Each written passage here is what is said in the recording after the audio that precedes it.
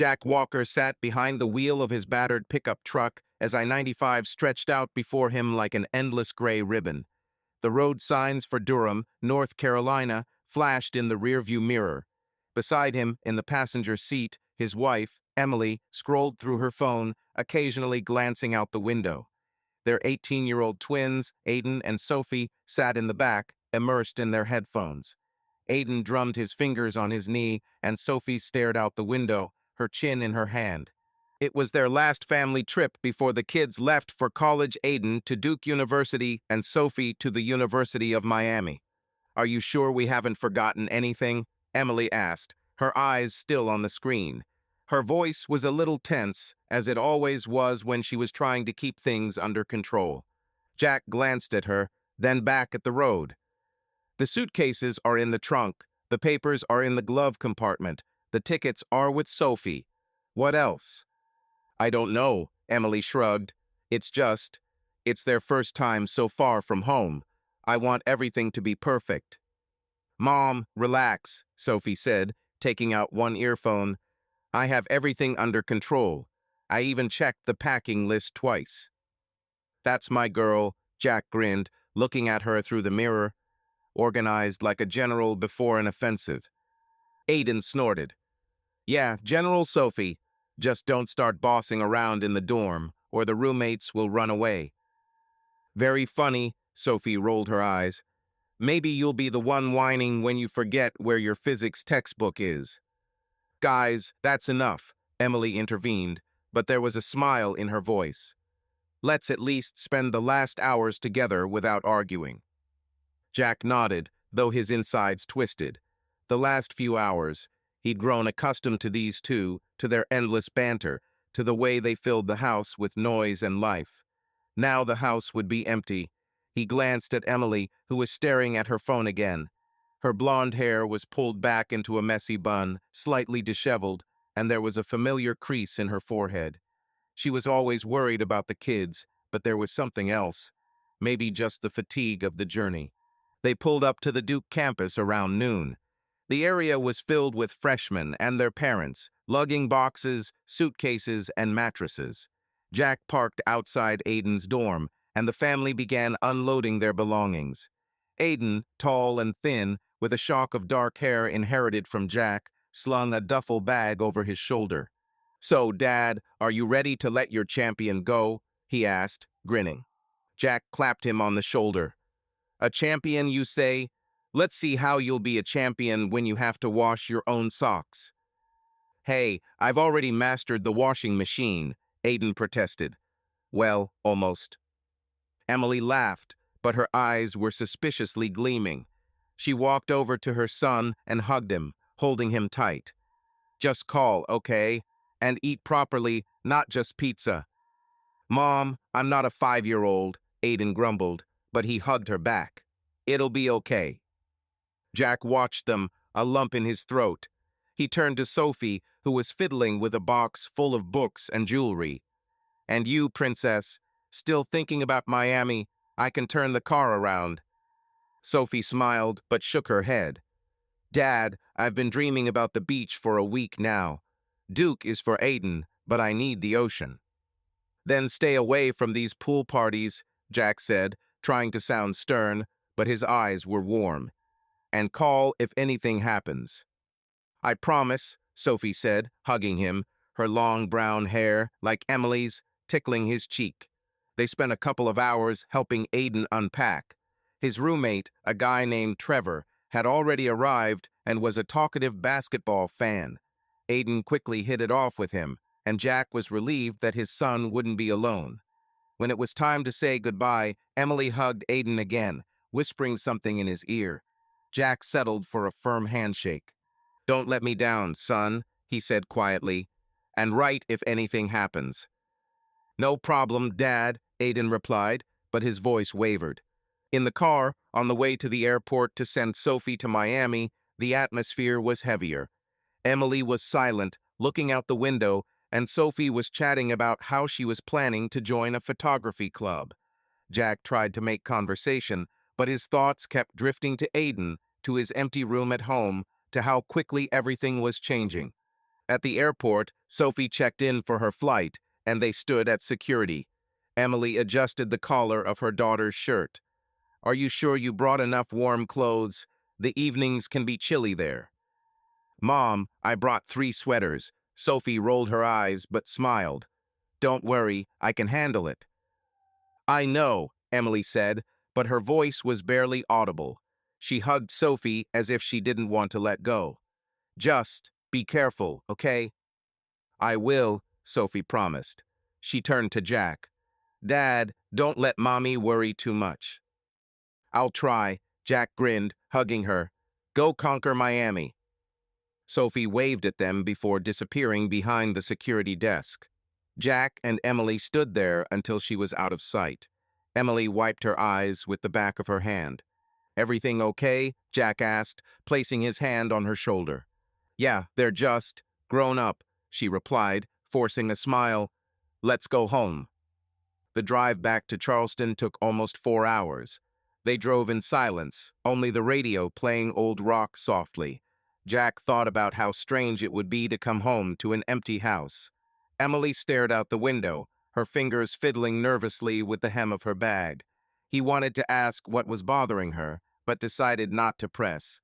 Maybe she just missed her kids. When they finally pulled into their neighborhood, the sun was setting. Their house, a 2-story building with a white picket fence and a neatly trimmed lawn, looked the same as always, but something was different inside. Jack parked in the garage and turned off the engine.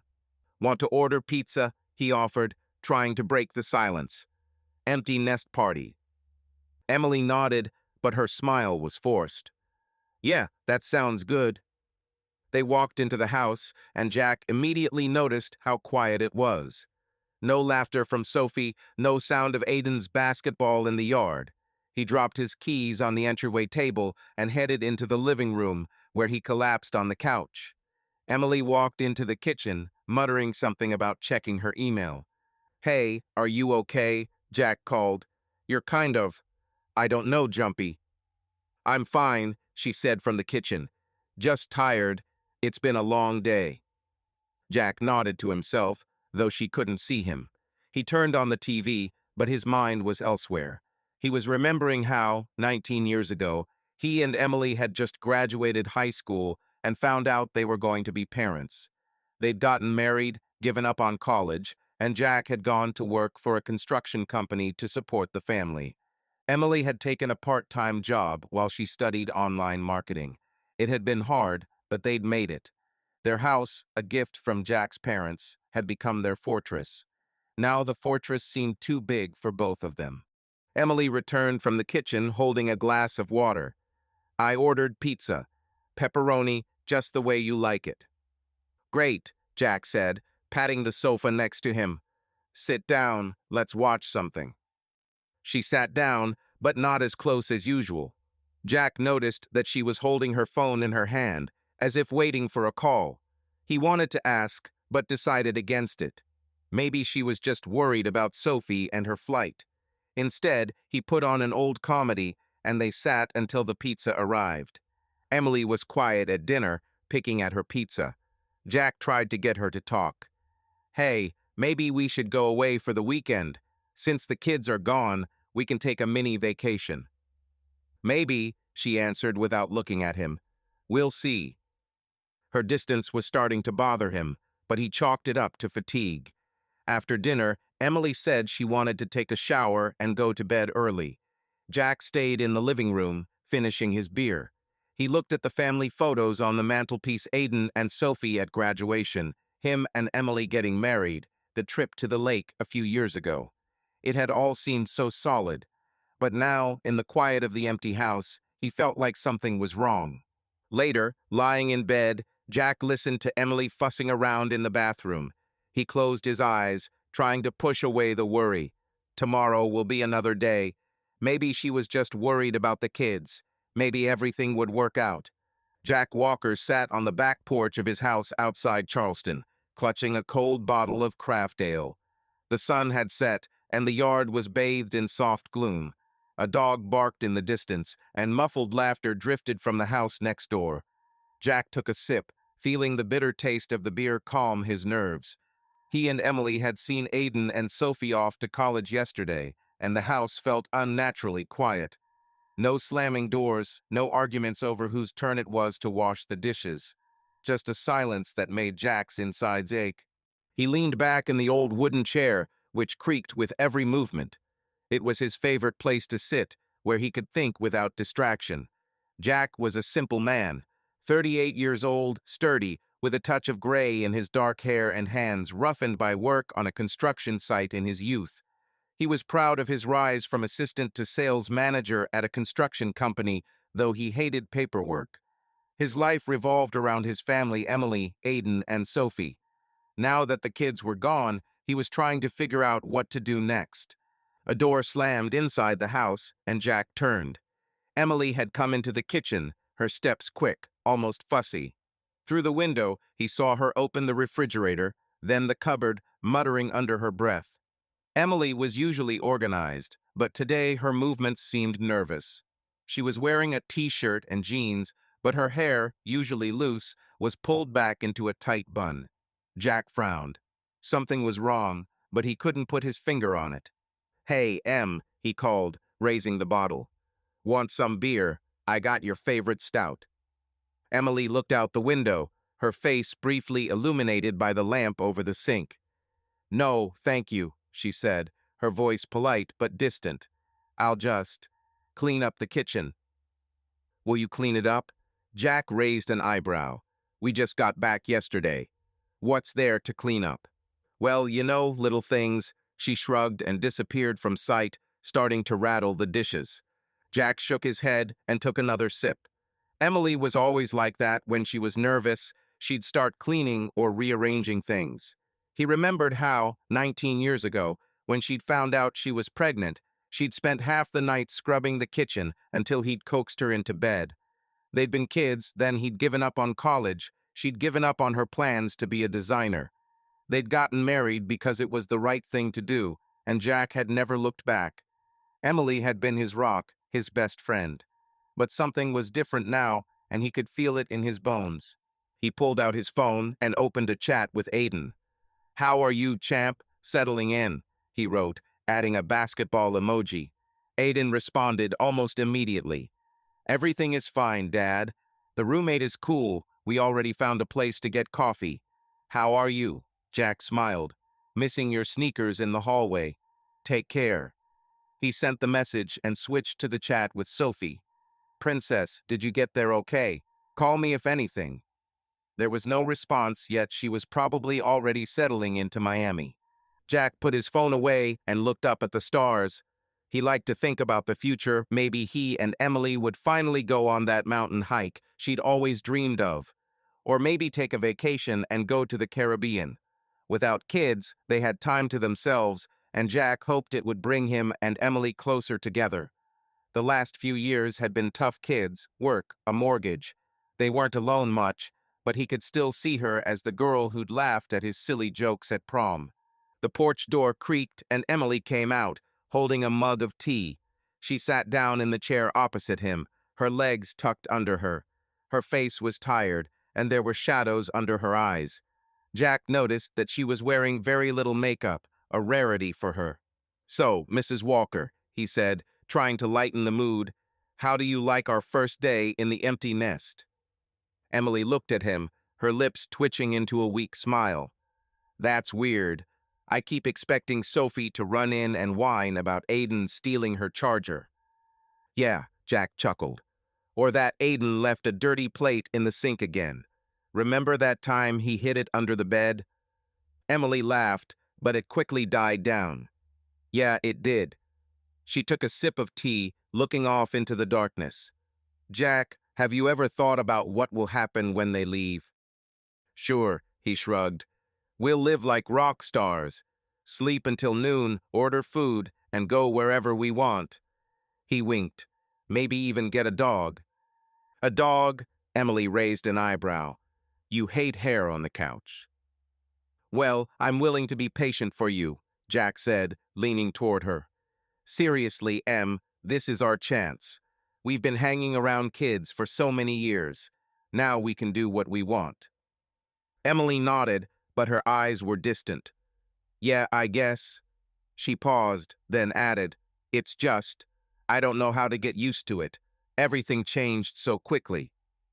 Jack looked at her, trying to understand what she meant. Emily had always been difficult. She rarely spoke up when something was bothering her. He remembered how, about 5 years ago, she had spent a week in a sullen mood until she had admitted she was afraid of layoffs at work. He had simply hugged her and told her they could handle it. Maybe this was the same. Hey, he said softly, if something's bothering you, just tell me. We're a team, remember. Emily looked at him, and for a second he thought she was about to cry, but she just shook her head. It's okay, Jack. I'm just tired. The journey, the nerves, you know. I understand, he nodded, although he wasn't sure it was true. Let's go to sleep, okay? Tomorrow is a new day. Yes, she agreed, standing up. I'll just check my mail and then go to bed.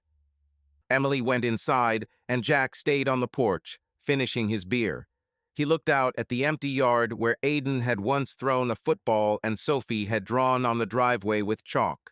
He was 38, but he felt older not because of his age, but because of this emptiness. He loved Emily, but her distance today was unsettling. Maybe she just missed her kids. Or was it something else? Inside the house, Emily sat at the kitchen table, staring at her phone. She opened a text from Matt Clark, a coworker and family friend. Are you okay? How was your trip? He wrote. Emily bit her lip, her fingers hovering over the keyboard. She wanted to reply, but instead closed the chat and turned off the screen. Standing up, she put her mug in the sink and headed to the bathroom, avoiding the mirror. She didn't want to see her reflection, not now. Jack walked into the house, locked the door, and turned off the porch light. He passed the kitchen, noticing that Emily had left her phone on the table. It was odd she never parted with it. He shook his head, chalking it up to fatigue, and went upstairs. In the bedroom, he lay down, listening to Emily take a shower. He closed his eyes, hoping she would be more like herself tomorrow. But somewhere deep in my soul, a small but stubborn worry was born. Emily came out of the bathroom, wrapped in a towel. She looked at Jack, who was already dozing, and her face softened. She loved him, or at least she had once. But something has changed in the last few years. She lay down next to him, trying not to wake him, and stared at the ceiling. Her mind was far away, not in Charleston, not in this house, but somewhere where she felt alive. She closed her eyes, but sleep would not come. Jack, lying with his eyes closed, heard Emily tossing and turning. He wanted to hug her, but something stopped him. Instead, he turned over on his side and tried to sleep, not knowing that this was the last evening when their lives still seemed whole. Jack woke to the sound of Emily's alarm, which she always set for 6:30 am, even on weekends. He stretched, expecting to feel her next to him, but the bed was empty. The sheets on her side were cold. Jack frowned, rubbing his eyes. Emily usually woke him up if she got up early, or at least left coffee in the kitchen. He sat up, listening. The sound of running water came from the bathroom. She was already in the shower. Are you there? He called, but there was no answer. Jack shrugged and stood up, pulling on an old t-shirt and jeans. Maybe she just wanted some quiet after yesterday. He went down to the kitchen, which smelled of freshly brewed coffee. The coffee maker was on, but Emily's mug wasn't on the counter. That was odd. She usually drank coffee while checking her email or the news. Jack poured himself a cup and sat at the kitchen table, looking out the window at the backyard. The morning was clear, the sun shining through the old oak tree. He thought about the kids. He wondered how Aiden was coping with his first morning back at the dorm. Sophie was probably at the beach by now, taking pictures of the waves. He pulled out his phone to check his messages. Aiden had sent a photo of his new basketball hoop on campus with the caption, "Ready for glory, Dad." Jack smiled and wrote, "Practice, champ. Don't let Trevor beat you." Sophie hadn't responded yet, but that was typical of her. She was always busy. The upstairs bathroom door slammed, and Jack heard Emily's footsteps. They were not her usual soft, slippery footsteps, but crisp, as if she were wearing shoes. He looked up as she entered the kitchen. Emily was not dressed for home. The black dress she wore to business meetings, low-heeled shoes, her hair neatly done. She had a bag slung over her shoulder, and in her hands she held a large manila envelope. "Good morning," Jack said, trying to sound cheerful. "Are you going somewhere? I thought we were going to relax today." Emily looked at him, her face strangely still, like a mask. She put the envelope on the table and sat down opposite him, crossing her arms. "Jack, we need to talk." His stomach clenched. Her tone was cold, businesslike, as if she were discussing a contract rather than talking to her husband. He set his mug down. "What's wrong, Em? You look, I don't know, seriously."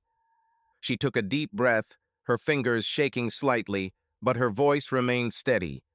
"I'm leaving, Jack. I'm filing for divorce." The words hit like a hammer. Jack froze, his mind refusing to accept them. He looked at her, expecting her to smile, to say it was a joke. But her eyes were empty, without a trace of warmth.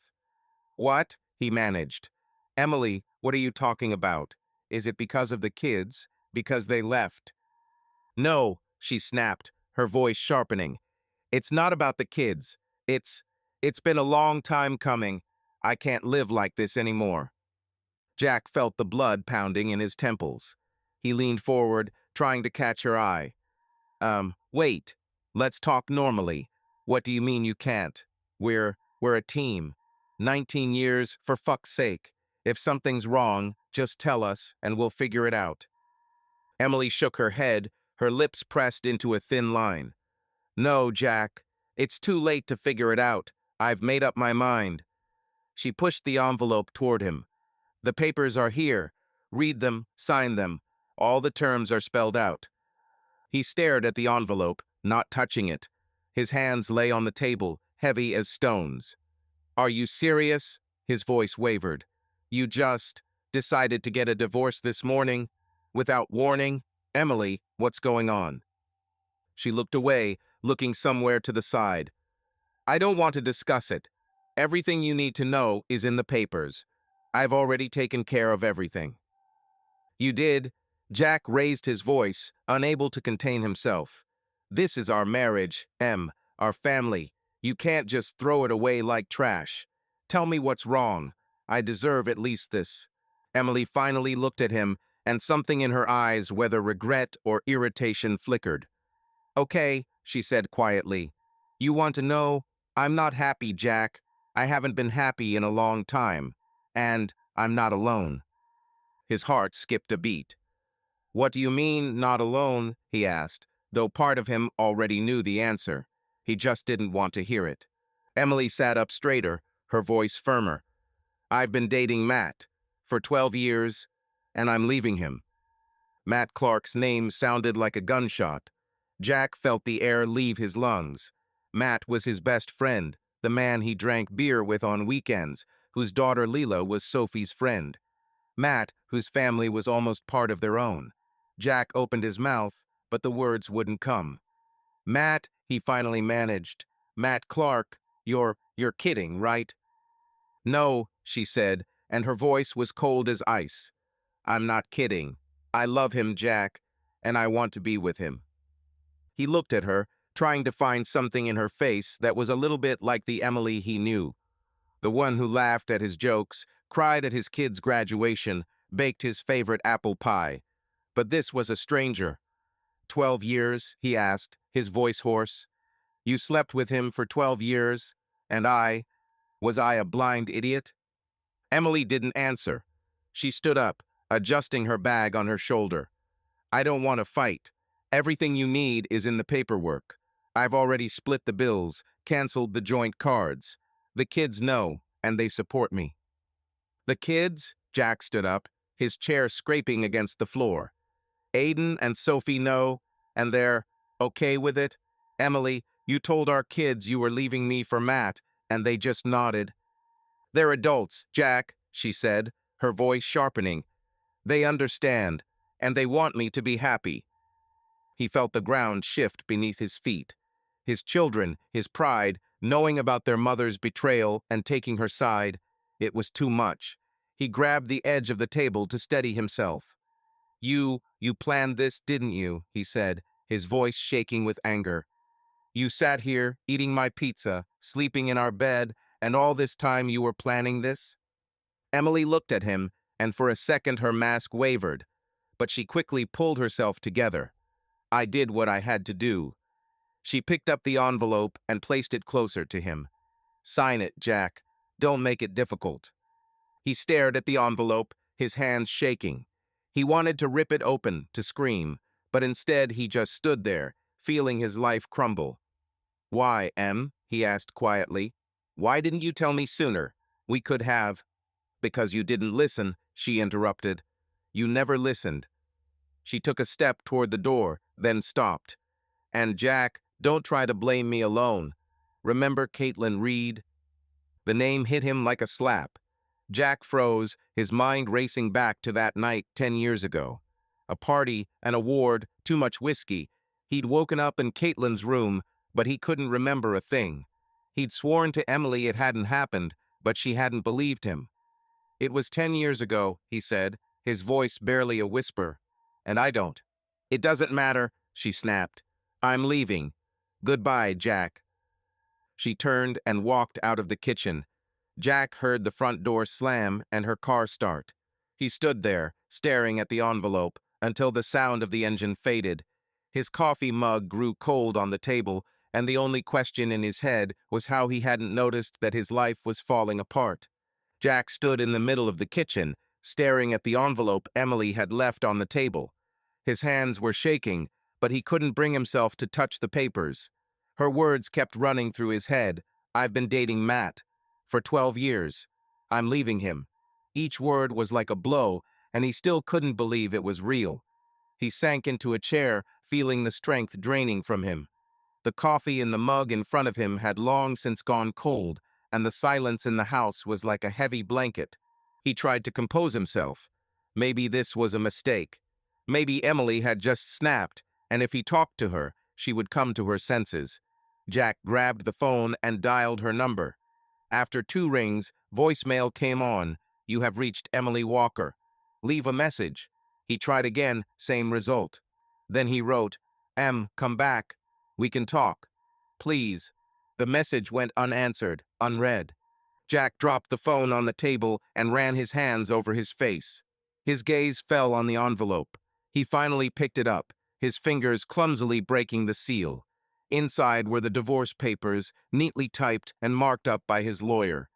Emily had really planned everything out. There was a division of property, bank accounts, even a mortgage payment schedule. She hadn't asked for anything more than what they had in common, but that didn't help. She just wanted out of his life, as if their 19 years together had meant nothing. He flipped through the papers until he came to the section on the children. Aiden Walker and Sophie Walker, both adults, do not require custody. Jack felt his heart clench. Emily had said that the children knew and supported her. How was that possible? Aiden, who always called him for advice before games. Sophie, who hugged him before he left and promised to write. He couldn't believe they had sided with their mother, knowing that she had cheated on him with Matt. Matt Clark. Jack gritted his teeth, remembering his face. Matt had been his best friend for almost 15 years. They had met when their wives, Emily and Linda, Matt's ex-wife, had become friends during their pregnancies. Their children, Aiden, Sophie, and Leela, had been born within days of each other, and it had brought the families closer together. They had spent weekends together, barbecues, holidays. Matt had been the one Jack shared a beer with, discussing work or football games. And all that time, he had slept with Emily. 12 years, half the life of their marriage. Jack stood up and walked into the living room, where family photos lined the mantel. One was from Matt's barbecue 3 years ago. Emily and Linda were laughing over wine glasses. Matt was clapping Jack on the shoulder, and the kids were running around the yard. Jack looked at the photo and felt anger boiling inside him. How could he have been so blind? Were there signs? Maybe those late nights when Emily would say she was working late, or the frequent calls she took in the other room. He walked back into the kitchen, grabbed the phone, and dialed Aiden's number. After a few rings, his son answered. "Hey, Dad, what's up?" His voice was cheerful, but Jack could hear a hint of wariness. Aiden, Jack began, trying to keep his voice even. I just talked to Mom. She said you knew about her and Matt. Is that true? There was a pause on the other end of the line. Dad, yeah, she told us a couple weeks ago, Aiden finally said. She said you two were breaking up, and that she and Matt were, well, together.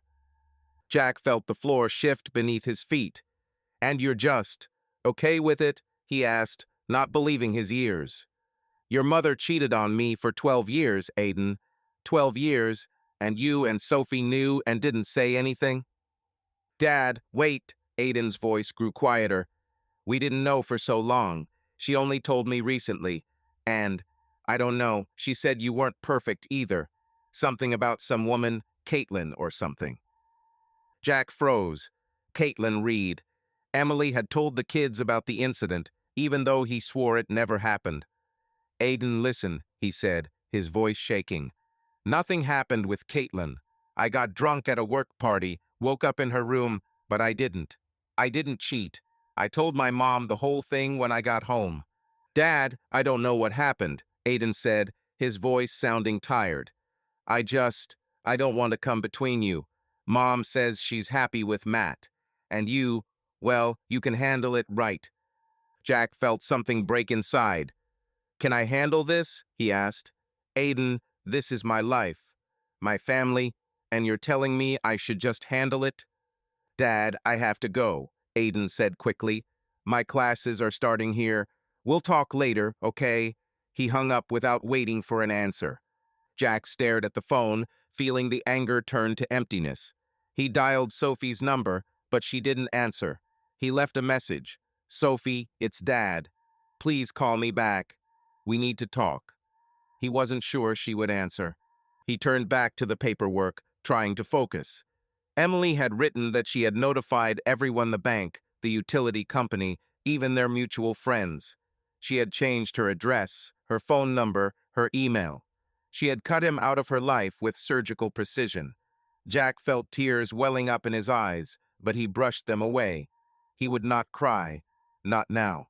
Suddenly, he remembered Emily mentioning the restraining order. He found it in the papers, an official one, with a court stamp. She had actually done it. If he tried to approach her, he would be arrested. It was like a knife in the back. He knew Emily to be organized, sometimes stubborn, but for her to be so cold, it was unthinkable. Jack stood up and walked into the garage where he kept his tools. He needed to do something to keep from going crazy. He began to take apart an old shelf he had been meaning to fix for a long time. The hammering dulled his thoughts, but not the pain. He remembered Matt coming over for dinner, joking with the kids, exchanging glances with Emily. Were they together then? Did Matt laugh at him behind his back? He stopped, breathing hard. His eyes fell on Aiden's old baseball bat, sitting in the corner. For a second, he imagined driving over to Matt's car and trashing it. But he pushed the thought away. He wasn't like that. He was Jack Walker, the man who always did what was right, even when it hurts. Back in the kitchen, he looked at the papers again. There was a letter from Emily's lawyer with a number to call. Jack thought about calling, but decided against it. He wasn't ready. Not today. Instead, he got a beer from the fridge and sat down on the couch in the living room. The TV was off, but he didn't turn it on. He just sat there, looking at the photo on the mantelpiece of him and Emily smiling at their wedding. She had looked at him lovingly then. Or was that just his imagination? His phone vibrated. A message from Sophie. Dad, I'm busy.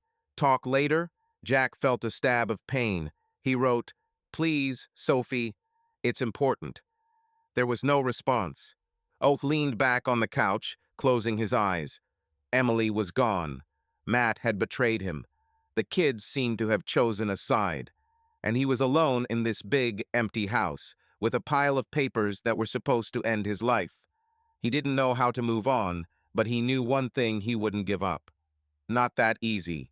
Jack sat in the living room, clutching an empty beer bottle. Light from the street lamp filtered through the curtains, casting long shadows on the walls. There were family photos on the mantel, but he tried not to look at them. Emily's words before she left echoed in his head. Remember Caitlin Reed? They burned like an open wound, bringing him back to a night he'd tried not to think about for the past 10 years. Now that Emily was gone, leaving him with divorce papers and the truth about her 12-year affair with Matt, the accusation felt like the final blow. He stood up, his legs feeling numb, and walked into the kitchen, where the envelope of papers still lay on the counter. Jack threw the bottle in the trash and got water from the fridge, hoping the cold would help clear his head. His gaze fell on the phone he'd left next to the papers. Aiden had answered it evasively, and Sophie had sent him a quick text. Their indifference had hurt almost as much as Emily's betrayal, but the words about Caitlin Reed were worse. They'd brought up old guilt he'd thought he'd buried. Jack sat at his desk and closed his eyes, letting the memories wash over him. It was 2015, and he was 28. His company, a local construction firm, had awarded him Manager of the Year for record sales. The ceremony was in Raleigh at a large hotel with a ballroom. Emily was supposed to go with him, but Sophie had caught a cold and stayed home with the kids. Jack went alone, feeling a mixture of pride and disappointment. He wanted to share this moment with his wife. "Are you sure you can handle it?" Emily asked then, standing in the doorway with Sophie in her arms.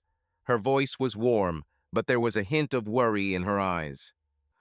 It's only a couple of days," Jack replied, kissing her forehead. "I'll get my reward, have a drink or two, and then I'll be back. I promise not to get drunk." She smiled, but it was a tight smile. "Just be careful, okay?" He nodded, not paying attention to her words. At the time, he had thought she was simply worried about the children.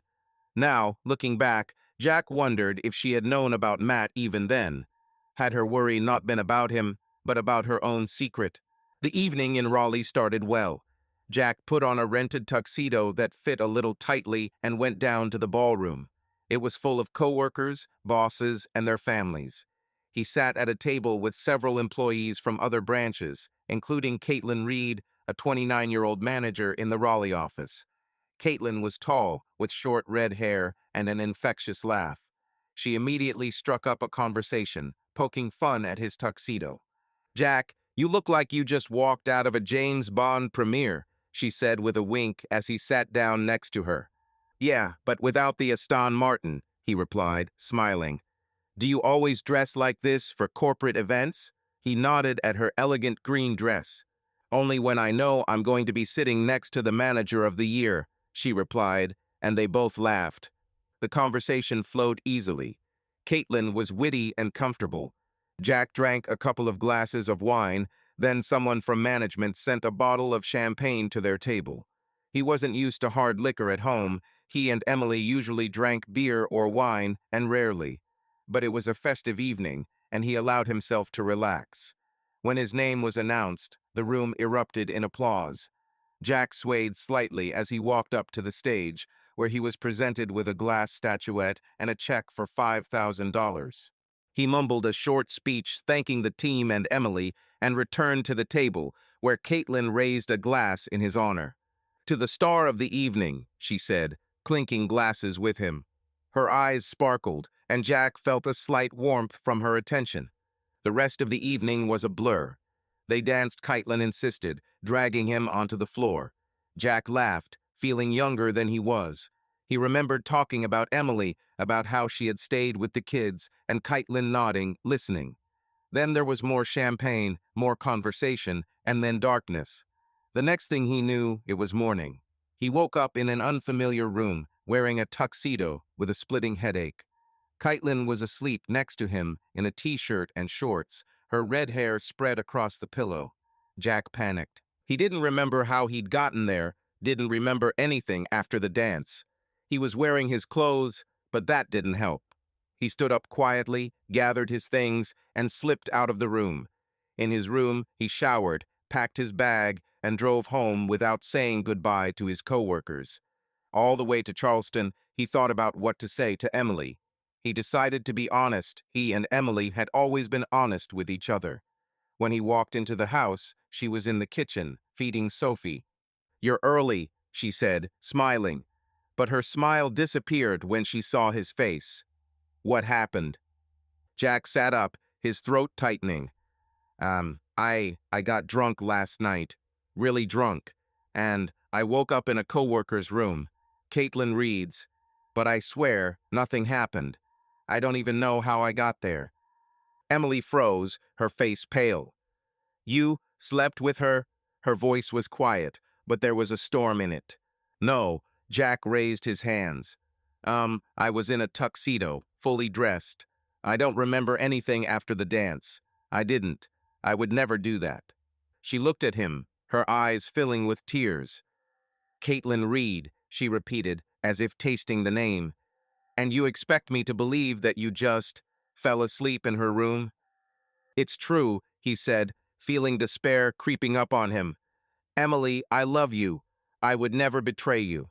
She stood up abruptly, pushing her chair back. I need to think, she said, and went upstairs, leaving him with Sophie, who was starting to whine. An hour later, Emily came down with her bag. I'm going to my parents, she said coldly. Don't call me. Please, Jack began, but she interrupted. Don't say anything, and don't you dare mention this Caitlin woman in our house. Ever, or I'll leave for good. She took Sophie and Aiden and left. For 3 days, Jack was alone. He called, he wrote, but Emily didn't answer. When she returned, she acted as if nothing had happened. They no longer spoke about Caitlin, but something had changed. Their intimacy became mechanical, their conversations superficial. Jack thought that, with time, everything would get better. He was wrong. Now, sitting in the empty kitchen, he realized Emily had used the incident as an excuse. She had blamed him to cover up her guilt over her affair with Matt. Jack clenched his fists, feeling the anger mingle with the pain. He hadn't cheated, but she hadn't believed him. And she had spent all these years lying to him, sleeping with his best friend, plotting to leave. He stood up and walked into the garage, where he kept a box of memorabilia. There was the Manager of the Year statue, wrapped in an old t-shirt. He picked it up, feeling the cool glass beneath his fingers. He had been proud then, thinking he was building a future for his family. Now it seemed like a joke. Jack walked back into the living room and turned on the TV, just to drown out the silence. But his mind was elsewhere. He remembered the way Matt and Emily would exchange glances at parties, the way she would stay late at work, the way Matt had once said, Emily is special, Jack. You're lucky. He'd taken it as a compliment then. Now he saw the truth. His phone vibrated a text from his coworker, Ben. Hey, are you okay? Haven't seen you today. Jack didn't answer. He didn't know how to explain that his life had just fallen apart. Instead, he opened the photo album on his phone and found a picture from last Thanksgiving. Emily, Aiden, Sophie, himself, all smiling. Matt and Leela were there in the background. Jack felt his anger rising again. He closed the album and threw the phone on the couch. Caitlin Reed. Emily had thrown the name around like a weapon, but Jack knew the truth.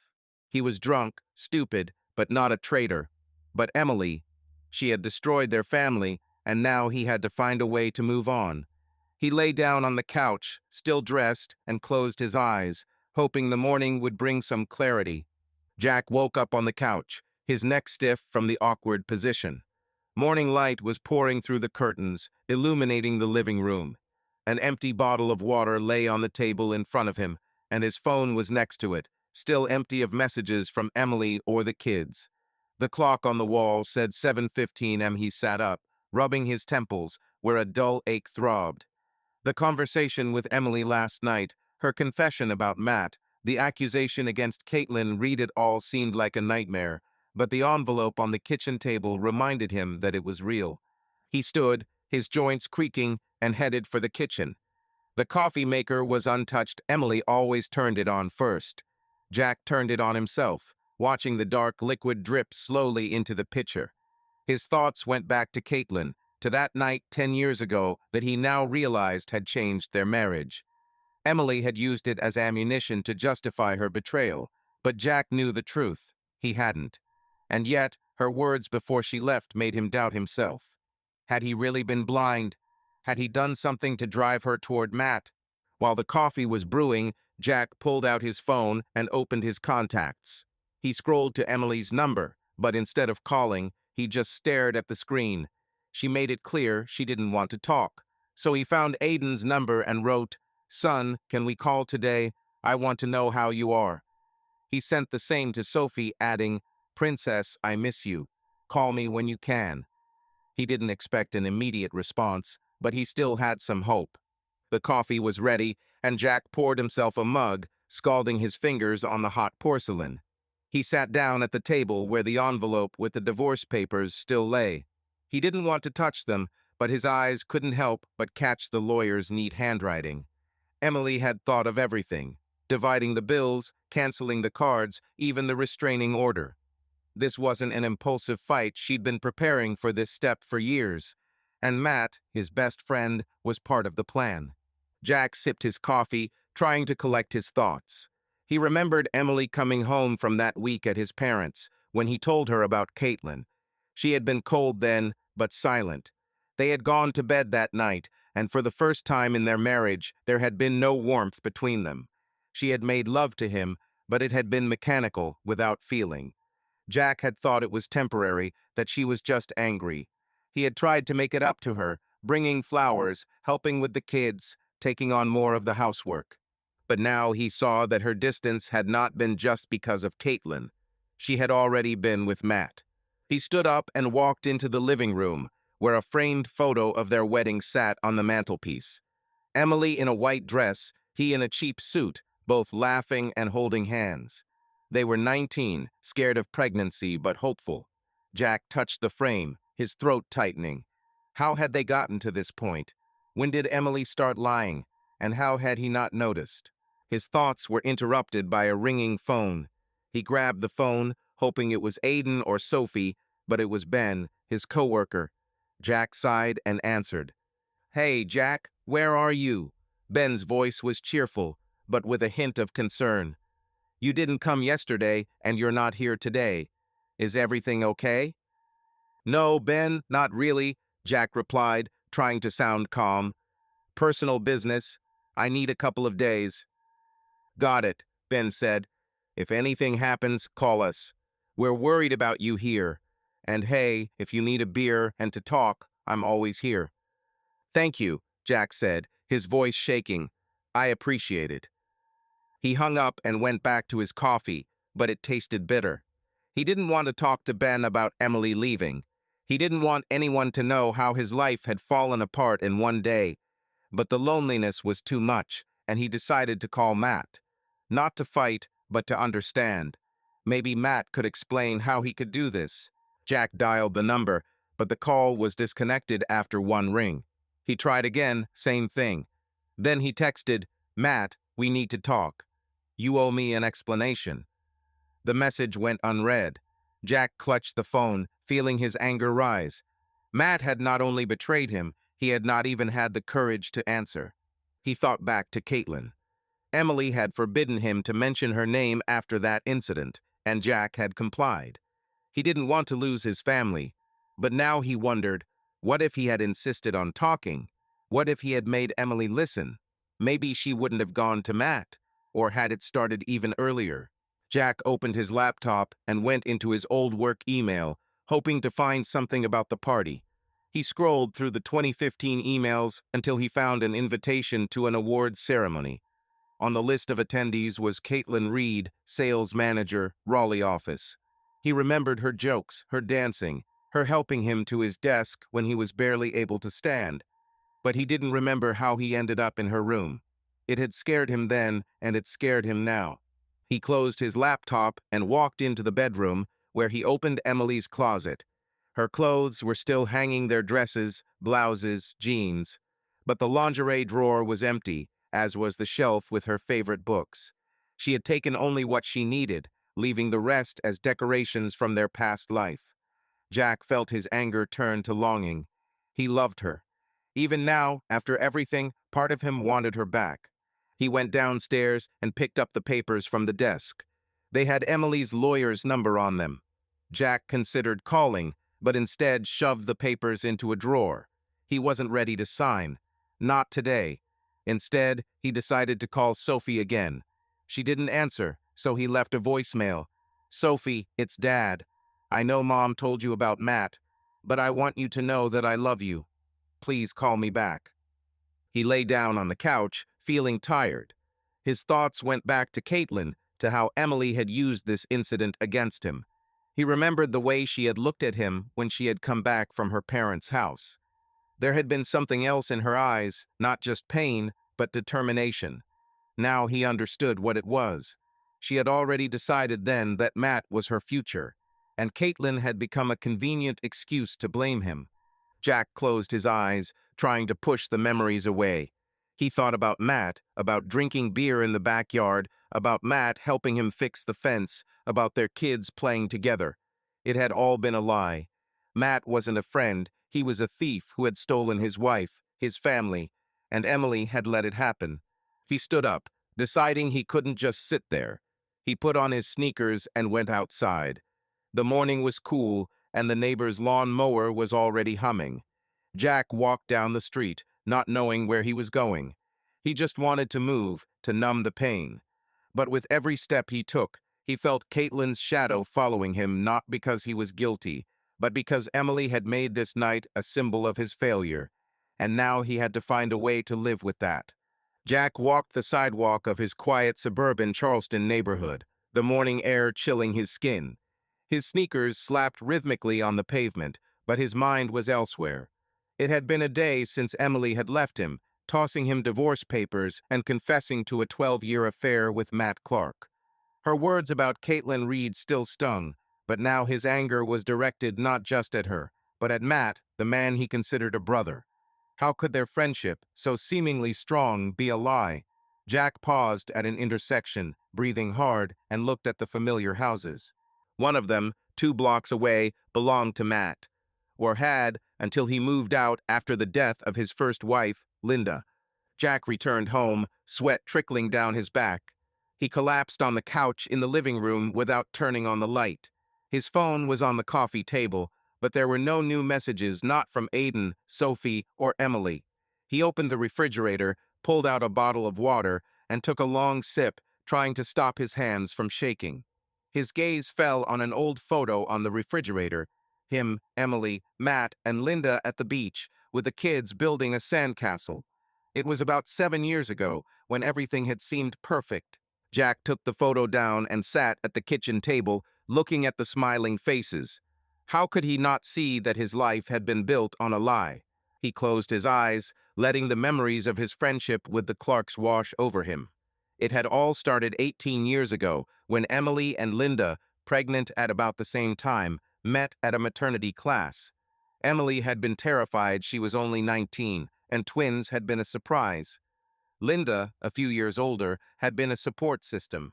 They had become fast friends, and their husbands, Jack and Matt, had followed suit. "Hey, Jack, do you really think you can handle 2 kids at once?" Matt asked when they first met over beers at a bar. His blue eyes sparkled with amusement, and his wide smile was inviting. "Can you handle one, smart guy?" Jack replied, grinning.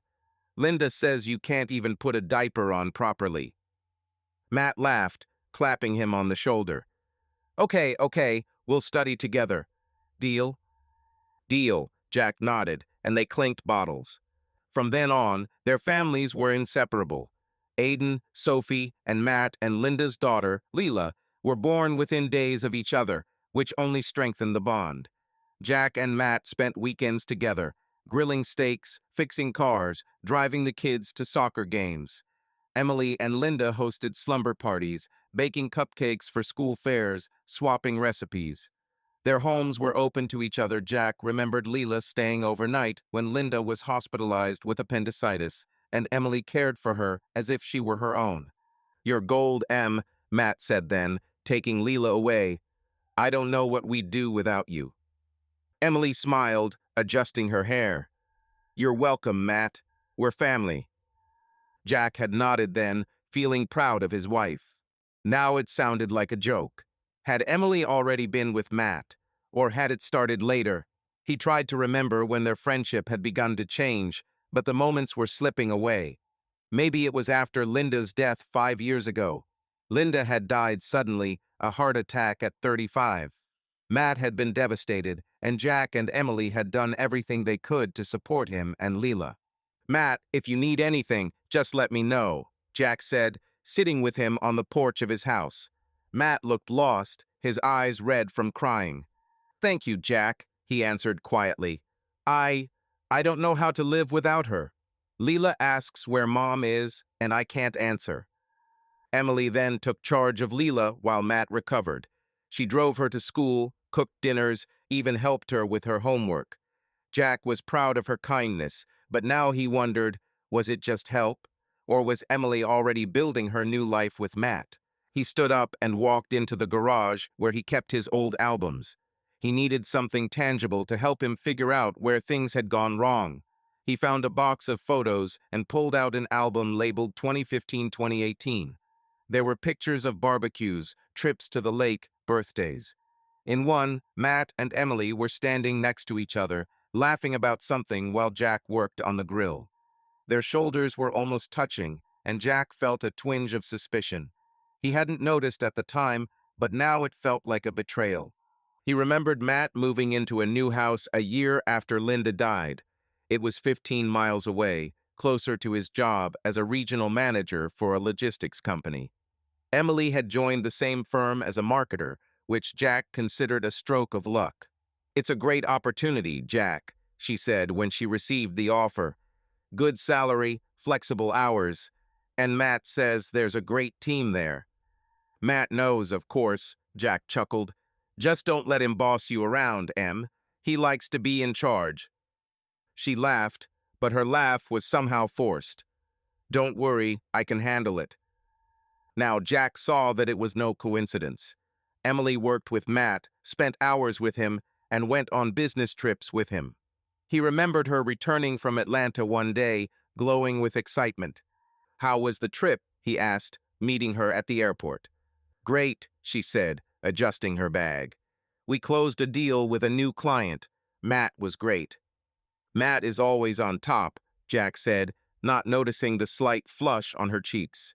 He put the sketchbook down, feeling the anger mingle with the pain. Matt wasn't just a friend, he was a part of their lives. He'd known Aiden and Sophie since they were babies, taught them to ride bikes, and attended their graduation. And all the while, he'd been sleeping with Emily, destroying Jack's family. Jack stood up and walked into the living room, where he turned on the TV, just to drown out the silence. But his thoughts went back to the kids. Why were they taking Emily's side? Did they know about Matt and keep quiet? He dialed Aiden's number, but he didn't answer. Then he called Sophie. After a few rings, she picked up. "Dad, what?" Her voice was irritated, as if he'd distracted her. "Sophie, we need to talk," Jack said, trying to sound calm. "I know Mom told you about Matt, but I want to hear it from you. Do you really agree with this?" She sighed. "Dad, I don't want to get into this. Mom said you two weren't getting along and that she and Matt were happy. And, well, she mentioned that woman, Caitlin, said you weren't a saint." Jack clutched the phone. "Sophie, listen. Nothing happened with Caitlin. I got drunk, ended up in her room, but I didn't cheat. I told my mom the truth, and she didn't believe me. Now she's using it to justify spending 12 years with Matt." "Dad, I don't know what happened," Sophie said, her voice quieter. "I just want everyone to be happy. Mom says Matt takes care of her, and Leela says he's a great dad." "Leela," Jack felt the blood pounding in his temples. "You talked to Leela about this, and what, Matt's your dad now?" "Dad, don't start," she snapped. "I didn't mean it like that. It's just, I don't want to fight. I have to go, I have classes." She hung up. Jack stared at his phone, feeling the pain in his chest. His daughter, his princess, was protecting Matt. He opened his messages and texted Aiden, "Son, I know you're busy, but I need to talk. It's important." There was no answer. He turned back to the album, flipping through the pages. In every picture, Matt was there, smiling, beer in hand, kids on his shoulders. Jack felt his anger turn to determination. He wouldn't let Matt and Emily erase him from his life. He would find a way to talk to his kids, make them understand. And maybe he'd even find Caitlin to prove once and for all that he was innocent. But for now, he just sat there, looking at the pictures, trying to understand how his best friendship had become his worst betrayal. A for sale sign creaked in the wind outside Jack Walker's house in suburban Charleston, its red letters screaming that his life had fallen apart. Inside, the kitchen was a chaos of cardboard boxes, some taped shut, others overflowing with dishes, old albums, and toys. Jack, now 39, stood at the counter, sipping cold coffee from a cracked mug. His dark hair, now graying, was a tangled mess, and his broad shoulders hunched under the weight of the past year and a half. It had been 18 months since Emily had walked out on him, leaving divorce papers and the truth about her 12-year affair with Matt Clark on the table. Now Jack was packing to move to Wilmington, closer to his mother, whose dementia was worsening by the day. He set the mug down and opened the box labeled Children's. Inside was Sophie's old sketchbook, filled with pencil sketches of the beach and their dog, Max, who had died 3 years ago. Jack ran his finger over the drawing, feeling his chest tighten. Sophie liked to sit on the porch, drawing, while he mowed the lawn. Now she rarely answered his texts. Aiden was no better, his calls going to voicemail, his replies as short as telegrams. Jack tried to stay in their lives, calling once a week, writing, but their indifference cut like a knife. The phone on the counter vibrated, startling him out of his thoughts. A text from Ben, a coworker. "Hey, are you alive?" Disappeared completely. "Beer Friday?" Jack shook his head and wrote, "Busy moving. Maybe later." He didn't want a beer or a conversation. His job at the construction firm, where he was still a sales manager, was the only thing keeping him from drowning. But even there, he felt like an outsider, with coworkers whispering about his divorce and Ben constantly trying to pull him out to unwind. "Jack, stop hiding," Ben said a couple of weeks ago, sitting in the office with a coffee. "Let's go to the bar and chat. Maybe you'll meet someone." "I'm not ready, Ben," Jack snapped, looking at the papers, "and I don't want to." "Okay," Ben shrugged, "but you know where to find me." Jack nodded then, but he knew he wasn't going. He didn't want to go to bars or meet new people. He wanted his family back, but it was impossible. Emily was gone from his life, new number, new email, new address. He'd seen her only once, a month after she'd left, when she was packing up the rest of her things. The conversation had been short, cold as a winter wind. "Jack, sign the papers," she said, standing in the doorway, not looking him in the eye. "Don't drag it out." Can we talk?" he asked, his voice shaking. "For the kids, for us." "There is no us," she snapped and walked away, leaving him in an empty house. The kids had grown distant, too. Jack called, wrote, sent birthday presents, but their replies were shorter. Aiden talked about basketball and finals, Sophie about the camera club, but none of them asked how he was. It was as if he had become invisible. He remembered trying to talk to Sophie at Christmas, 6 months after the divorce. "Dad, I'm at a party," she said, her voice drowning out the music. "Can we do it later?" "Sophie, I just want to know how you are," he said, trying not to show the pain. "And, have you seen Matt?" She paused. "Dad, don't start. Mom's happy, and Leela says Matt's cool. I don't want to fight." "Leela," Jack clutched the phone. "Are you talking to Leela about Matt?" "Sophie, I'm your father." "Dad, I have to go," she interrupted and hung up. Aiden was no better. When Jack called, he answered in monosyllables, as if he was in a hurry. "Dad, I'm busy. I'll call you back." He didn't call back. Jack felt like he was losing them, but he didn't know how to stop it. The hardest blow had been the death of his father, George, 3 months earlier. Jack had been reluctant to tell his parents about the divorce, afraid to upset them, especially his mother, whose dementia was progressing. But George had noticed that Emily and the children had stopped calling. They were sitting in the living room of their parents' home in Wilmington when their father asked, "Jack, what's wrong?" His voice was firm, but his eyes were full of worry. "Emily isn't answering, and neither are the kids. Did you have a fight?" Jack looked at the old carpet, fiddling with the hem of his shirt. Dad, Emily, and I got divorced. She left me for Matt Clark. They were together for 12 years. I didn't know.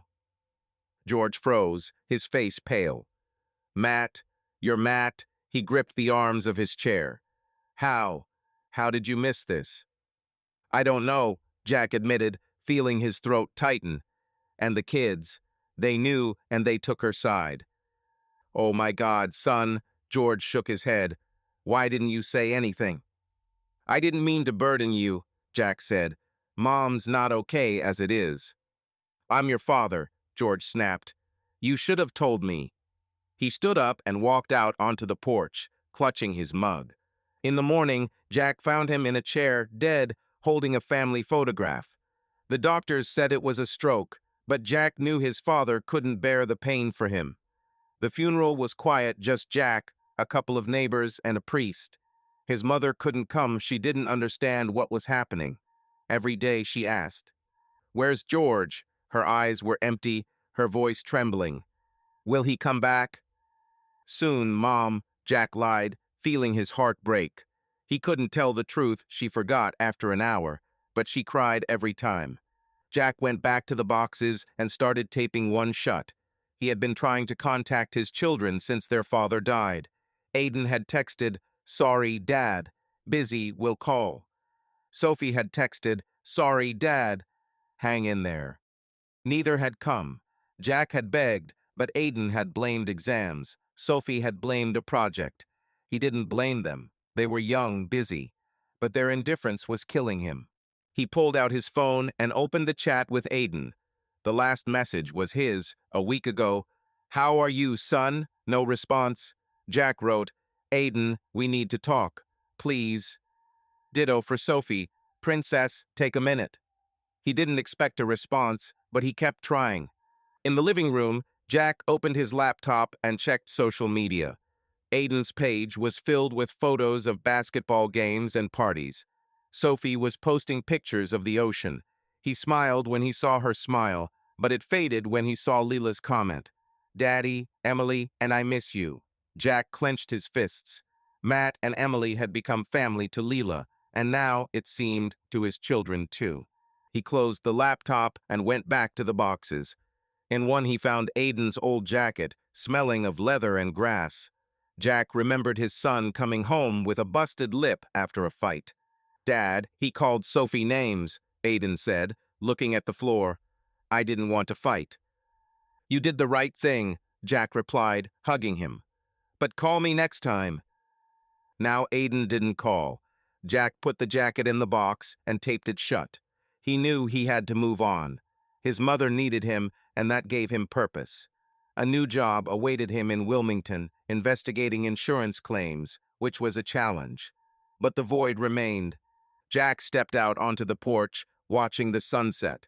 He thought about Emily and Matt's betrayal, about the alienation of his children, about his father's death. He was alone, but he was not broken. He would find a way to get his children back, to prove that he was not who Emily thought he was. But for now, he just stared at the sky, feeling the loneliness wash over him. Jack Walker sat at a corner table in the small coffee shop on the outskirts of Wilmington where he had moved a week ago. Outside, rain drizzled down the window in thin streams. In front of him sat a cup of black coffee, almost untouched, and an open box of donuts that he had bought more out of habit than desire. A new city, a new job in insurance investigation, a new apartment, all of this should have been a start, but Jack felt like he was dragging the weight of the past along with him. The year and a half since Emily had left, the death of his father, the estrangement of Aiden and Sophie, all of it had left a void in him that he didn't know how to fill. The coffee shop was cozy, with wooden tables and the smell of freshly ground beans. Jack had chosen it because it was 2 blocks from his mother's house, where he spent most of his time helping her with her daily life. Her dementia was progressing, and every day was a game of roulette. Sometimes she recognized him. Sometimes she mistook him for her brother, who had died 20 years ago. This morning she had called him George, his father's name, and Jack had simply nodded, unable to correct it. He pulled out his phone and opened the chat with Aiden. The last message was his, 3 days ago. "Son, I've moved. Call me and I'll let you know how things are." There was no answer. Sophie was silent too, although he wrote to her about the new place and even sent a photo of the ocean, knowing how much she loved the sea. Jack sighed and put the phone away. He still hoped that the children would answer, but with each passing day his hope was fading. The coffee shop door rang, and Jack looked up automatically. His heart skipped a beat. Emily was standing in the doorway. She was shaking water off her umbrella, her blonde hair a little disheveled, but she looked just as he remembered, elegant, put together, in a gray coat and jeans. She didn't notice him as she walked toward the counter, and Jack froze, unsure of what to do. The last time they had seen each other was over a year ago, when she was moving things out of their house in Charleston. She had been cold, distant, and he hadn't expected to see her here in Wilmington, 200 miles from their past. He wanted to get up and leave, but his feet were rooted to the floor. Emily ordered coffee, her voice soft but firm as always. She turned, and their eyes met. Her eyes widened, and her umbrella almost fell from her hands. For a second, Jack thought she was going to leave, but then she took a step toward his table.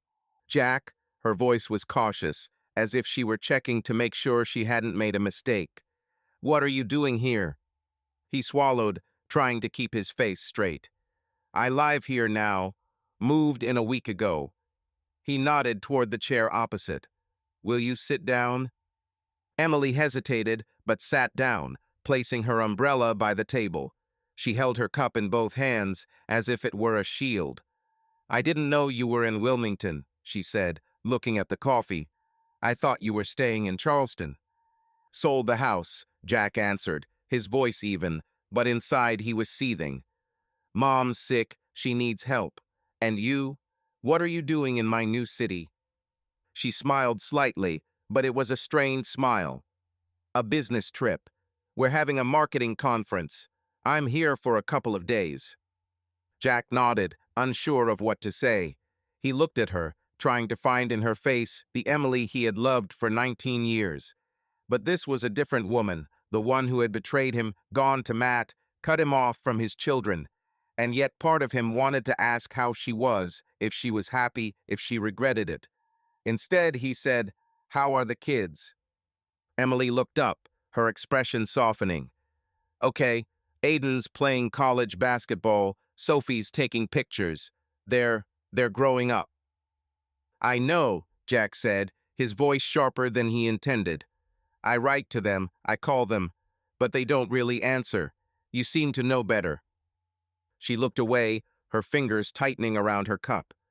"Jack, I'm not silencing them. They're just busy. College, friends, you know." "I understand," he snapped. "But I'm their father, Emily, and they act like I'm a stranger. And I know why. You and Matt are their new family, right?" Her cheeks flushed, but she didn't look away. "It's not like that," she said quietly. "They love you. They just need time, after everything that happened." "After everything?" Jack leaned forward, his voice growing louder. "You mean after you slept with Matt for 12 years behind my back? Or after you told them about Caitlin to make me look guilty?" Emily pressed her lips together, her eyes shining. "Jack, don't start. I don't want to fight. I came here for coffee, not this. And I don't want to sit here and pretend everything is okay," he said, feeling the anger boiling over. "You destroyed our family, Emily. You and Matt. And now my kids call him Dad. How am I supposed to live with that?" She took a deep breath, her voice colder. "I didn't make them say that. They decided it themselves. Matt. He's here, he cares about them. And you're gone." "Missing." Jack slammed his fist on the table, and several customers turned. He lowered his voice, but every word was like a gunshot. "I called, I wrote, I begged. I sent gifts, tickets to games. They're the ones who don't answer, Emily. And you know why? You told them your version of me, where I'm the bad guy and Matt is the hero." "That's not true," she said, but her voice shook. "I told them we were both wrong, that you were with Caitlin." "Nothing happened with Caitlin," Jack interrupted, his voice hoarse. I got drunk, woke up in her room, but I didn't cheat. I told you everything because we were honest. And you?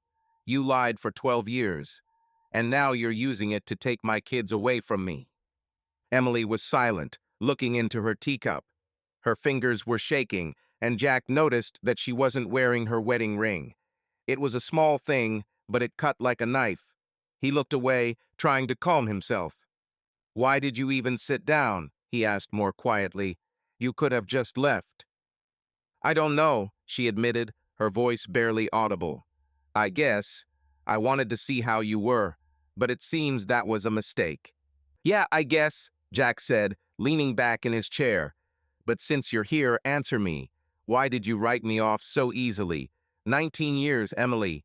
We were building a family, a home, a life, and you just got up and went off with Matt. Why? She looked up, and for a second he thought she was going to cry. But she pulled herself together. I wasn't happy, Jack. You couldn't see it, but I was suffocating. Matt, he gave me things you couldn't. What? Jack leaned closer. Money? Attention. What didn't I give you, Emily? I worked like hell so we could have this house. I was home every night, unlike you with your business trips. It's not about the money, she said, her voice sharpening. It's about how alive I felt with him. You were a good husband, Jack, but you were like furniture. Reliable, but boring. He felt the words hit him in the chest. Boring? He asked, his voice shaking. Was I bored because I got up at 6 in the morning to earn money for my kids' college education? Because I fixed your damn fence when you asked me to? Is that boring? You don't understand, she said, shaking her head. You never did. She stood up, picking up her umbrella. I have to go. Sorry, I sat down. Wait, Jack said, his voice hoarse. One question. Are you happy with Matt? Was it worth it? Emily looked at him, her face unreadable. Yes, she said. She said quietly. It was worth it. She turned and walked out, leaving behind the smell of wet wool and coffee. Jack watched her until she disappeared through the door. His hands were shaking, and he balled them into fists to stop her. He wanted to scream, to smash a cup, but instead he just sat there, feeling more alone than ever. Emily was gone, the kids were silent, his father was dead, and his mother was forgetting his name. He was alone, and Emily's words, reliable but boring, echoed in his head. He picked up his phone and texted Sophie, "Just want to know you're okay. Love you." He knew there probably wouldn't be a response, but he hit send anyway. Jack Walker stood at the window of his new Wilmington apartment, looking out at the rain-slicked street. The one-bedroom was cramped, with bare walls and the smell of fresh paint, but it was 10 minutes from his mother's house, and that was all that mattered. It had been a week since he'd run into Emily at the coffee shop, and her words, reliable but boring, still stung. Worse still was her admission that Aiden and Sophie called Matt Clark Dad. Jack clenched his fist, feeling anger mingle with pain. His children, his pride, had turned their backs on him, and he didn't know how to get them back. He turned to the table where his laptop was open to Sophie's social media page. She had posted a new photo, a sunset over the ocean, with the caption, "Miami, you're my home."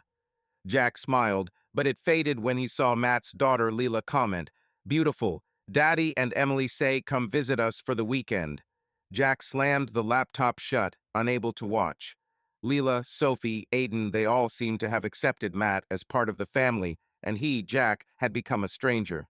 His phone vibrated, and Jack grabbed it, hoping for a text from his kids. It was Ben, his coworker. "Hey, are you settled? Let's meet up for a housewarming party." Jack shook his head and wrote, "Coming soon, Ben. Busy right now." He wasn't ready for meetings, not with his life in boxes and his heart broken. Jack sat down on the couch, an old one transported from Charleston, and opened a chat with Aiden.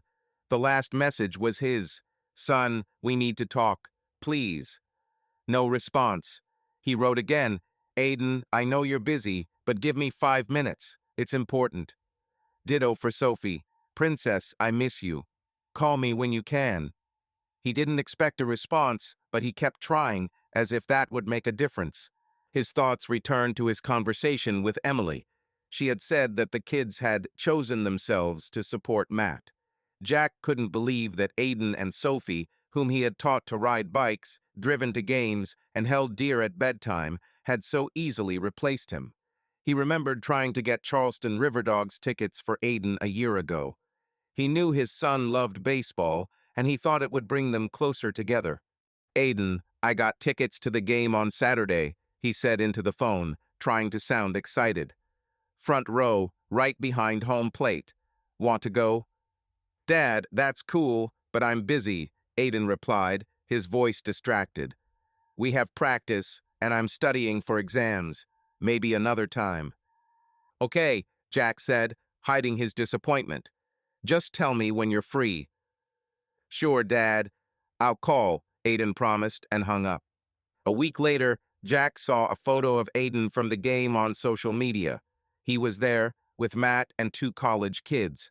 They were laughing, holding hot dogs, and Matt had his arm around Aiden's shoulders. Jack felt the blood pounding in his temples. He texted Aiden, "Were you at the game? Why didn't you tell me?" A day later, he wrote back, "Dad, it was spontaneous. Matt got the tickets. Don't be mad." Jack didn't respond. He just sat there, staring at the screen, feeling like he was losing his son. Now, in Wilmington, he decided to try again. He dialed Sophie's number, knowing she probably wouldn't answer. After 4 rings, voicemail came in. "This is Sophie Walker. Leave a message." Jack sighed. "Sophie, it's Dad. I know you're busy, but I need to talk. Just call, okay? Love you." He hung up and dialed Aiden. He answered on the 6th ring, sounding tired. "Dad, what? I have a lecture coming up." "Aiden, give me a minute," Jack said, trying not to sound annoyed. "I saw you and Sophie calling Matt Dad. Is that true?" There was a pause on the other end of the line. "Dad, are you doing this again?" Aiden sighed. "Nobody calls him Dad. It's just, he's there, he helps. Mom's happy with him, and so is Leela. We don't want to fight." "Fight?" Jack raised his voice, but then stopped himself. "Aiden, I'm your father. I called, I wrote, I tried to be there, and you and Sophie ignore me. Why?" "Dad, it's not like that," Aiden said, but his voice was evasive. "We're just busy. College, you know, is no joke. And Mom said you were with that woman, Caitlin. We don't know who to believe." Jack's grip on the phone was so tight his fingers were white. "Aiden, I wasn't with Caitlin. I got drunk, ended up in her room, and nothing happened. I told my mom the truth, but she's using it to make me feel guilty. And you and Sophie believed her instead of me." "Dad, I don't know," Aiden said quietly. "Mom says you weren't that perfect. And Matt, he's always there for us, helping with money, with school. He even came to my game last week." At the game, Jack felt his heart tighten. "You didn't tell me you had a game. I would have come." "I called," Aiden said, but his voice shook. "You didn't answer." Jack froze. He opened the call log. There was a missed call from Aiden 2 weeks ago. At 10:30 p.m. he'd been at his mother's, helping her with dinner, and his phone was in the car. "Aiden, I didn't see you. Why didn't you call back?" "I don't know," Aiden muttered. "You don't call much either. Mom says you're busy with your own life." "My life?" Jack almost shouted. "Aiden, I call every week. I wrote, sent gifts. It's you and Sophie who don't answer." "Dad, I have to go," Aiden said quickly. "We'll talk later." He hung up. Jack stared at his phone, feeling his anger turn to despair. He opened the chat with Sophie and wrote, "Spoke to Aiden. Why haven't you responded? I'm your father, Sophie." He didn't expect a response, but he sent it anyway. He stood up and walked to the window, looking out at the rain. His thoughts went back to Matt. He remembered him coming to their family dinners, teaching Aiden how to throw a ball, hugging Sophie at her graduation. Matt had been a part of their lives, but now Jack saw that he had been stealing his family for years. And Emily had been helping him, turning the kids against him. Jack remembered finding a photo of Sophie and Leela on the beach one day a year ago. Matt was with them, holding a surfboard. The caption read, "Best family day ever," Jack texted Sophie. "Were you with Matt? Why didn't you invite me?" She replied, "Dad, it was spontaneous. Don't be mad." But he was mad not at her, but at how easily Matt had taken his place. He went back to his laptop and opened a folder of family photos. There was a picture from Aiden's birthday 4 years ago. Matt and Leela were there, all smiles. Jack looked at Emily standing next to Matt, and now he saw that their smiles were more than just friendly. How could he have been so blind? His phone buzzed, a text from Ben. "Jack, are you sure you're okay? Call if anything happens." Jack didn't answer. He didn't want to talk about the pain, about how his kids had chosen Matt. Instead, he picked up the box of Sophie's things and started rifling through them. There was her old camera, a 16th birthday present. Jack remembered teaching her how to adjust the lens, how they'd shot a sunset on the beach. "Dad, it's magic," Sophie said then, looking at the photo. "You have to try it." "It's your magic, princess," he replied, hugging her. Now she worked her magic without him. Jack put the camera back and closed the box. He knew he had to keep trying, but every time his children refused, it was like another blow. He didn't give up, but he felt his strength ebbing. He looked out the window at the rain and thought about his mother, about his new job, about starting over. But inside, everything screamed, "How can I get my children back?" Jack Walker sat in the living room of his mother's house in Wilmington, holding an old family photograph. It showed him, his father, George, and mother, Helen, standing in the backyard of their Charleston home, laughing while Aiden and Sophie, still toddlers, built a tower of blocks. Jack ran his finger along the glass frame, feeling a pang of sadness in his chest. It had been 3 months since George had died of a stroke, and every day Jack returned to that moment, wondering if he could have changed anything. The year and a half of being alone since Emily left and his children became estranged had made his life gray, but his father's death had been the hardest blow. The room was silent, save for the ticking of the wall clock, which Helen wound every morning, not always knowing why. Her dementia was progressing, and Jack spent every morning here, helping with breakfast and medications. Today she sat in a chair by the window, looking out onto the street where the neighborhood children rode their bikes. Her gray hair was neatly combed, but her eyes were empty, as if she were searching for something that was no longer there. "Jack," she called, still looking at the window. "When will George be back? He promised to fix the fence." Jack swallowed hard. "Soon, Mom," he said softly, though the lie was cut like a knife. "He's just busy." Helen nodded, her face softening. "He's always busy, your father, but he's a good man." She turned to him, and for a moment her eyes cleared. "You're his son, aren't you?" "Yes, Mom," Jack replied, forcing a smile. "I'm your son." She smiled back, but then turned away to the window, lost in her world again. Jack set the photograph on the table and stood up to pour her some water.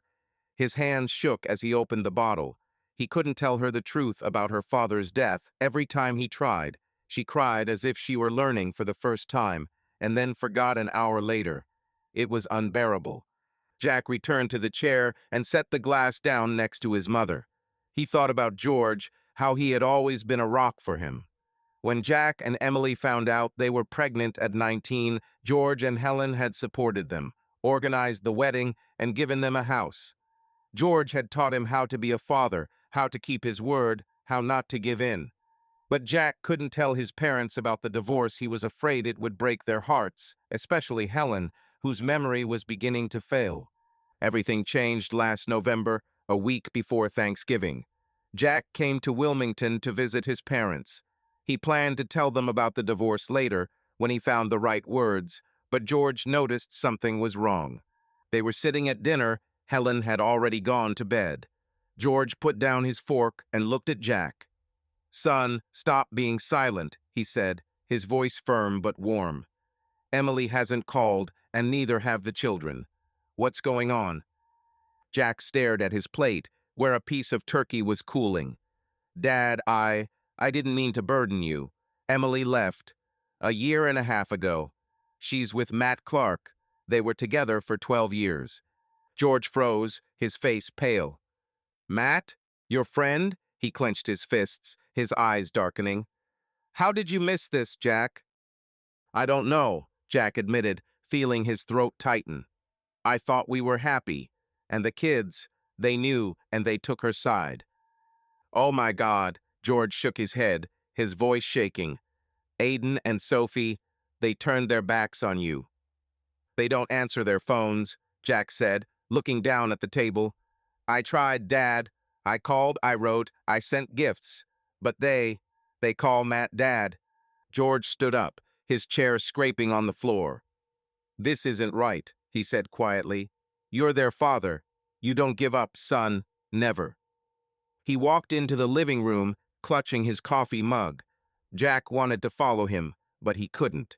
He knew his father blamed himself, thought he could have noticed, helped. The next morning, Jack found him in a chair, lifeless, holding that family photograph. They were all smiling in the picture: Jack, Emily, Aiden, Sophie. George had cried before he died, and Jack knew why. His heart couldn't bear the pain for his son. The funeral was quiet. Only Jack, the priest, and a couple of neighbors stood by the grave. Helen couldn't come, she wouldn't understand. Jack stood in the rain, looking at the coffin, feeling like the loneliest man in the world. He tried to contact the children, hoping they would come, but their answers were cold. Dad, I'm so sorry, Sophie wrote. I have a project and can't come. Hang in there. Aiden called, but the conversation lasted a minute. Sorry, Dad, he said, his voice distant. I have exams. Talk later. Aiden, this is your grandfather, Jack said, trying not to break down. Can't you come? Dad, I'm really busy, Aiden said, but I'll call, I promise. He didn't call. Jack came back into the living room and sat down next to his mother. She turned to him, her eyes clear. Jack, are you staying for dinner? She asked. I'll make your favorite pie. Of course, Mom, he said, squeezing her hand. I'm not going anywhere. He got up to make tea, but his mind was elsewhere. He remembered trying to tell his kids about their grandfather's death. He called every day for a week, but Sophie answered only once, saying she was at a party with Leela. Aiden never picked up. Jack found them on social media. Sophie had posted a photo from a party with Leela and Matt. Aiden had shared a post about a basketball game where Matt was in the stands, clapping him on the shoulder. Jack felt like he was being pushed out of their lives. He returned with tea for his mother and set it on the table. Helen smiled, but her eyes were empty again. Jack took out his phone and opened a chat with Sophie. He wrote, Princess, I know you're busy, but I need to talk. It's about Grandpa. He sent the same to Aiden. Son, please make time. It's important. He didn't expect a response, but he kept trying. That evening, he went to his apartment, which was almost empty except for a couch and some boxes. He opened his laptop and found an old letter from his father, sent 2 years ago. George wrote about how proud he was of him, how happy he was that he and Emily had a strong family. Jack felt tears sting his eyes. He hadn't told his father about the divorce earlier because he was afraid of disappointing him. Now he wished he had been more honest. He remembered George teaching him to be a man. Son, family is everything, he'd said when Jack was a teenager. No matter how hard it is, you always fight for your own. Jack had fought, but he felt like he was losing. Emily and Matt had taken his children, and now his father's death had taken away his last support. He lay on the couch, staring at the ceiling. His new job was starting in a week, and he hoped it would give him purpose. But there was emptiness inside. He thought about how Emily had turned the kids against him, how Matt had taken his place. He hadn't given up, but every day of loneliness made the fight harder. He closed his eyes, hearing the rain pounding the windows, and promised himself that he would find a way to bring Aiden and Sophie back. For his father, for himself. Jack Walker sat at the small desk in his Wilmington apartment, staring at his laptop screen. Outside, the city was noisy and the evening cars honking, a dog barking somewhere.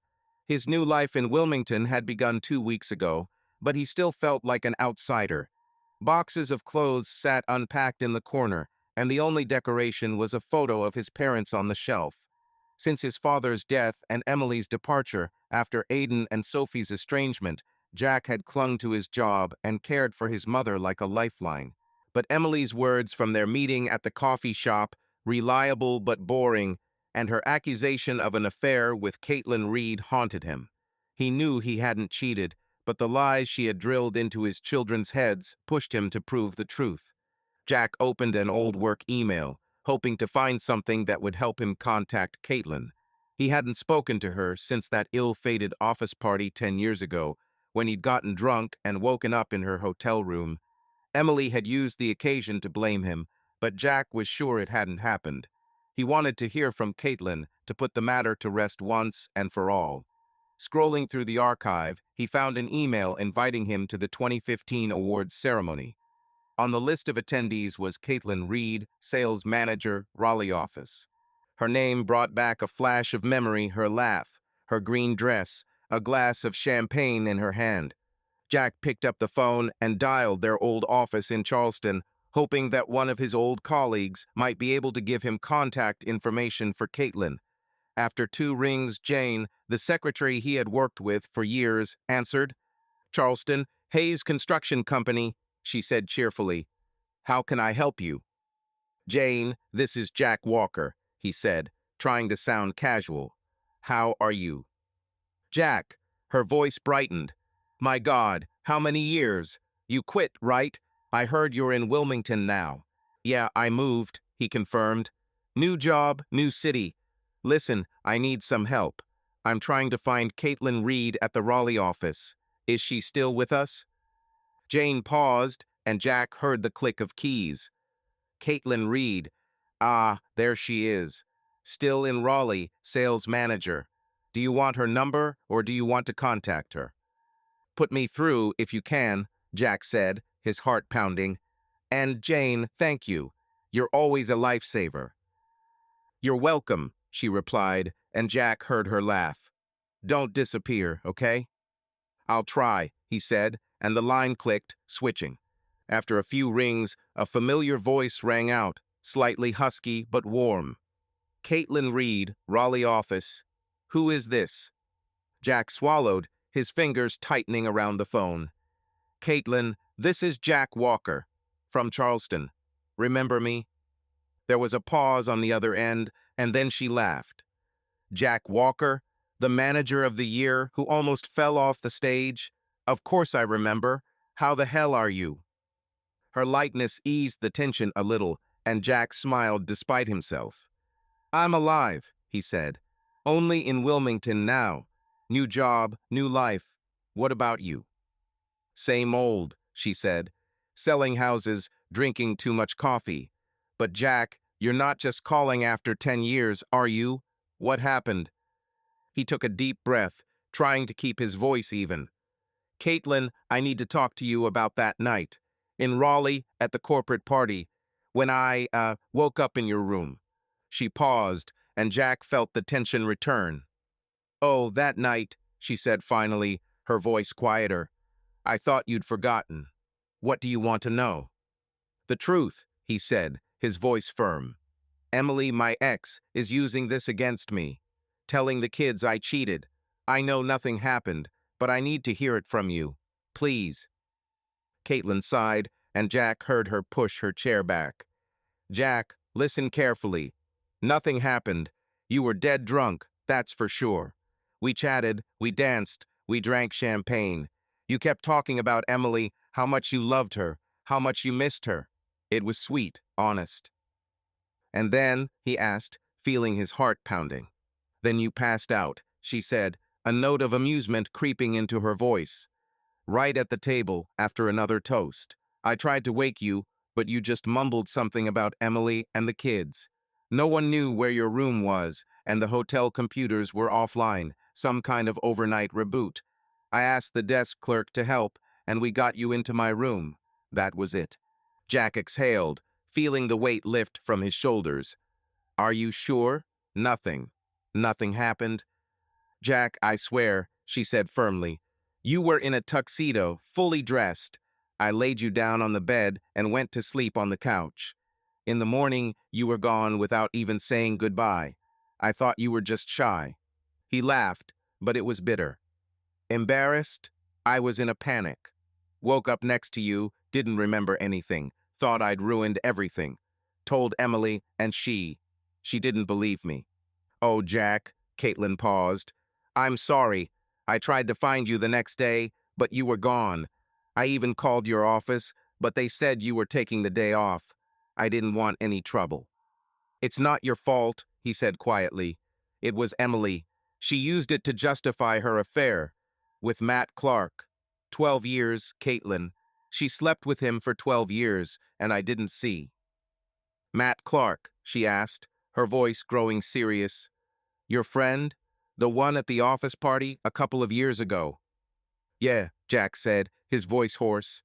"My best friend, and now he's with Emily, and my kids call him Dad." "Oh my God, Jack," Caitlin said, and there was genuine sympathy in her voice. It's, it's terrible. How are you coping?" "It's bad," he admitted. "The kids aren't answering. My father died 3 months ago. My mother is sick. I moved here to be with her, but I feel like I've lost everything." "Jack, listen," Caitlin said, her voice firmer. "You haven't lost everything. You're still their father. They may be angry or confused, but they're your kids, and you didn't do anything wrong that night. If Emily uses this to turn them against you, that's on her, not you." "Thank you," he said, his eyes burning. "I needed to hear that. I want them to know the truth." "Then tell them," she said. "Call, write, come. Don't give up. And if necessary, I'll talk to them. Tell them what happened, or more accurately, what didn't happen." Jack smiled, feeling something like hope for the first time that day. "Are you serious? After all this time?" "Of course," she said, and he heard the smile in her voice. "I'm not a monster. And honestly, I liked you then. It's a shame you were so in love with your wife." He laughed, but it was a sad laugh. "Yeah, I was. I guess she wasn't. Thanks, Caitlin. I'll call if anything happens." "Call me whenever you want," she said. "And Jack, hang in there. You're stronger than you think." He hung up and leaned back in his chair, feeling the heaviness in his chest ease a little. Caitlin had confirmed what he knew, but her words had given him clarity. Emily had lied, using that night to justify her betrayal. But it didn't make the pain go away. He pulled out his phone and texted Aiden. "Son, I spoke to Caitlin.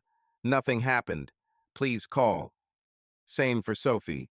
"Princess, I want to tell you the truth. Talk to me." He stood up and walked to the window, looking out at the city lights. Talking to Caitlin had given him hope, but he knew the battle for his children was just beginning. Emily and Matt had taken his family, but he wouldn't give up. He had to prove he wasn't who Emily thought he was. For himself, for his father, for the children. Jack Walker sat on the edge of the bed in his cramped Wilmington apartment, clutching his phone. The light from the desk lamp fell on his face, highlighting the shadows under his eyes. The conversation with Caitlin Reed, confirming that he had not cheated on Emily 10 years ago, had given him relief, but not peace. Her words about fighting for his children echoed in his mind, but the pain of their estrangement and Emily's betrayal of Matt Clark was greater. 2 weeks had passed since their meeting at the coffee shop, and Jack still couldn't get her cold "I'm happy with Matt. It was worth it" out of his head. He wanted to prove her wrong, that Matt wasn't the hero she thought he was. Jack stood up and walked to the kitchen table where his laptop was. He opened it, deciding to check his kids' social media, the only way he could keep track of their lives. Sophie's page was full of photos from Miami, beaches, parties, her smile. But one post made him freeze. Sophie and Matt's daughter Leela on a yacht, with the caption, "Best weekend with family, thanks Matt." Jack felt the blood pounding in his temples. He opened a chat with Sophie and wrote, "Princess, I saw your photo. Talk to me, please." There was no response, as there were to his last 5 messages. He leaned back in his chair, trying to calm himself. His new job in insurance claims investigation started in 3 days, and he hoped it would distract him. But right now, All he could think about was Matt. Jack remembered their last meeting, a month before Emily left. They were drinking beer in Matt's backyard, laughing, talking about work. "Jack, are you happy?" Matt asked then, looking at the sunset. His blue eyes were serious. "Sure," Jack replied with a shrug. "Emily, the kids, the house. What else do you need?" Matt nodded, but his smile was strange. "Yeah, you're lucky," he said quietly. "Emily is special." Now Jack saw that the words were not a compliment, but a mockery. Matt had slept with his wife for 12 years, and he, like a blind man, considered him a friend. Jack clenched his fists, feeling the anger rising. He wanted to know the truth about Matt, about who he really was. The idea to call Caitlin came suddenly again. She knew Matt. She had seen him at company parties. Maybe she knew more. He dialed her number, putting it on speaker so he could record the conversation if he needed to. After 3 rings, she answered, her voice as warm as last time. "Jack Walker, 2 calls in a month," she said, laughing. "It's become a tradition." "Hey, Caitlin," he said, trying to smile. "Listen, I need your help. Again." "Oh, that sounds serious," she said, her tone becoming attentive. "What happened?" "It's about Matt Clark," Jack began, his voice firm. "You know he's with Emily, but I want to understand who he is. You've worked with him on a few events. What do you know about him?" Caitlin paused, and Jack heard her sip something that was probably coffee. "Matt Clark," she said finally. "Yeah, I know him.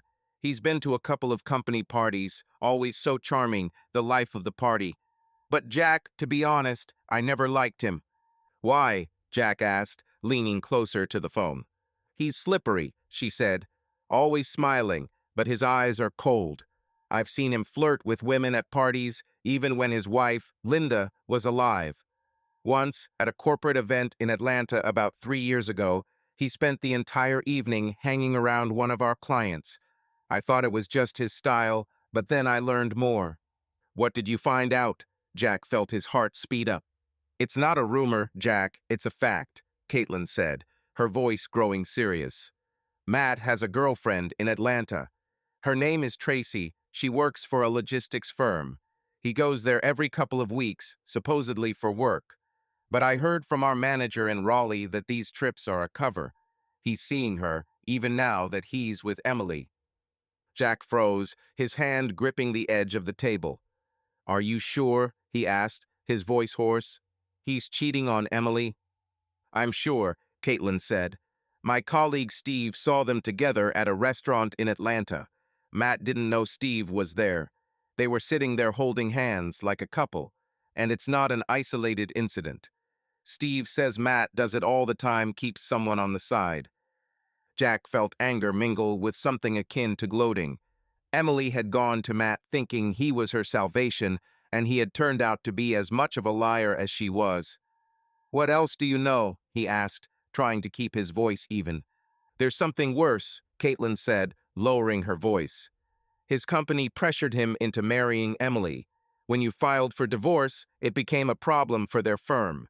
They were selling family values, and now there's a scandal, a manager sleeping with a friend's wife. They paid you a payout to cover it up, and they gave Matt an ultimatum. Marry Emily or get fired. That's not love, Jack. That's business." Jack felt the floor shift beneath his feet.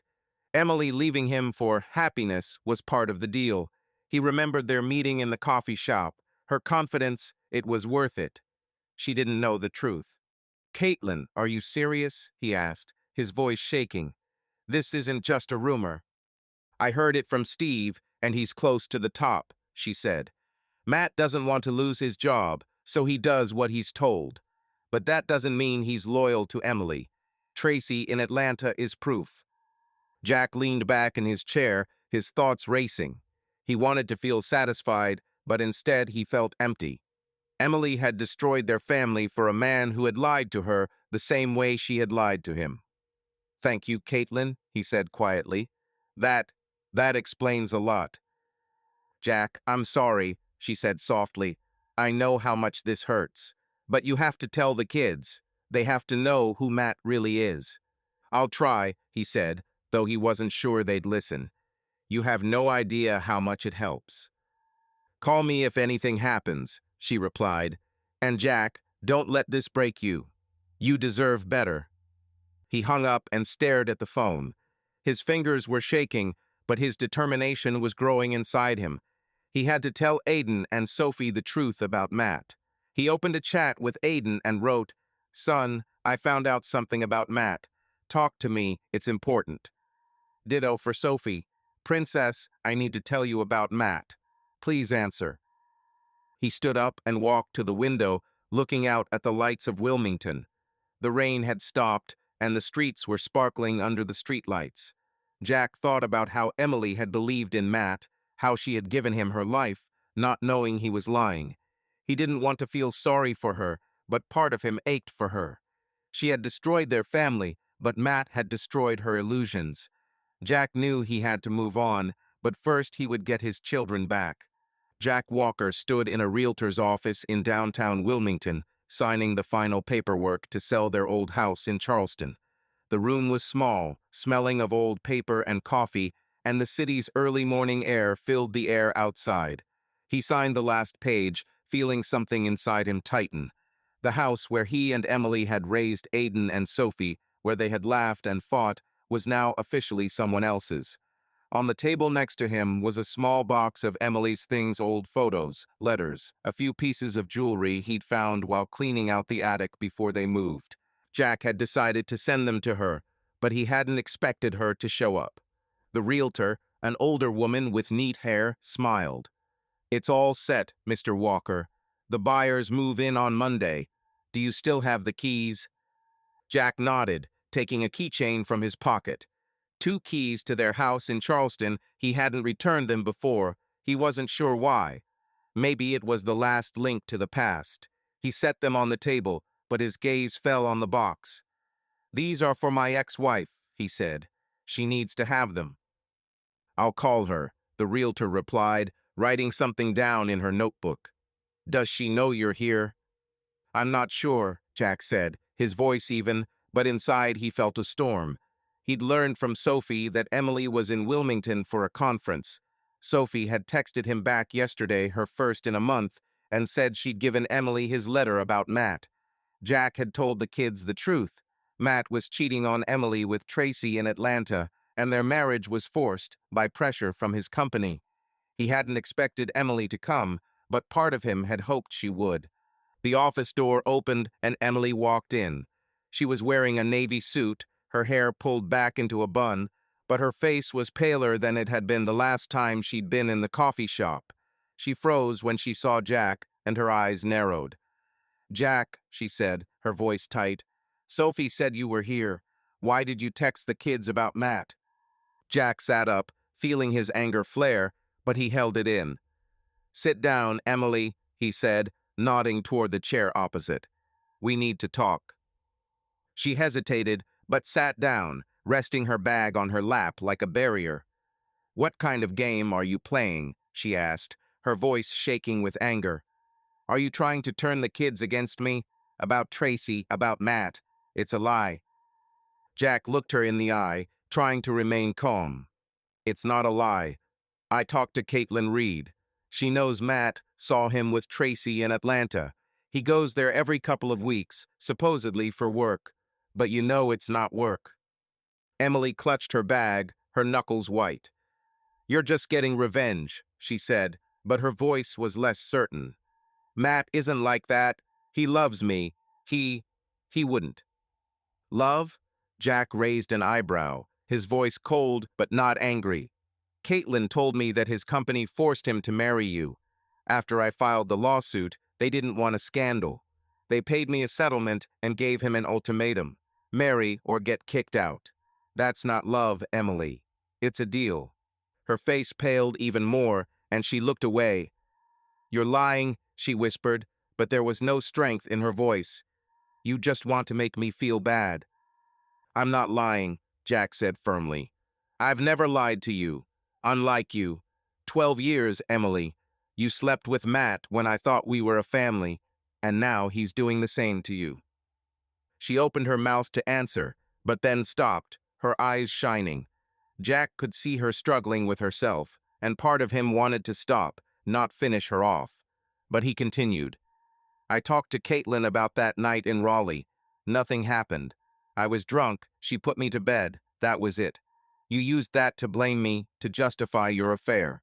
But the truth is, you destroyed our family, not me. Emily looked at the floor, her fingers fiddling with the strap of her bag. I... I didn't know, she said quietly. I thought you. You didn't want to know, Jack interrupted.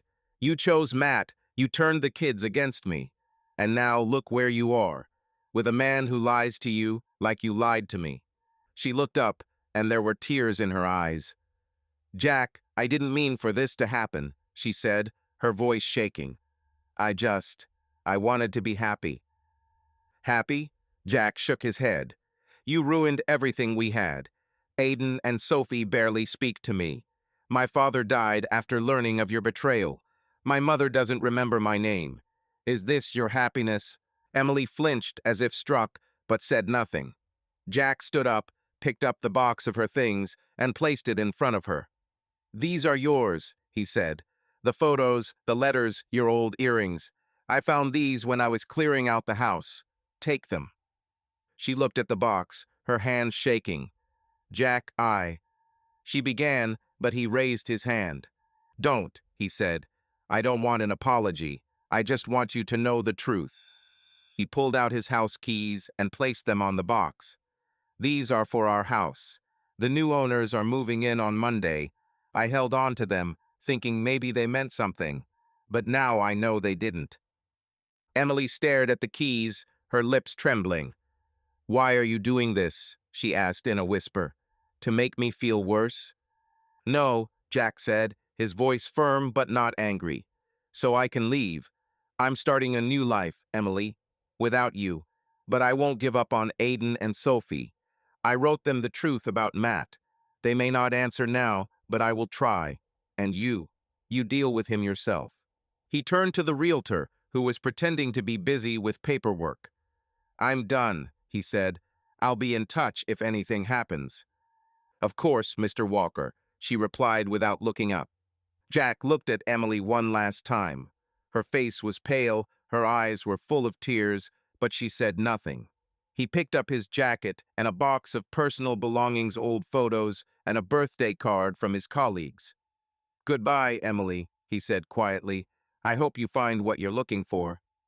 Emily sat alone in her Wilmington hotel room, clutching the box Jack had given her in the realtor's office.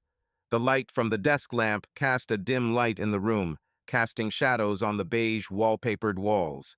The box was light, but felt heavy, filled with old photographs, letters, a pair of silver earrings she'd worn at their wedding.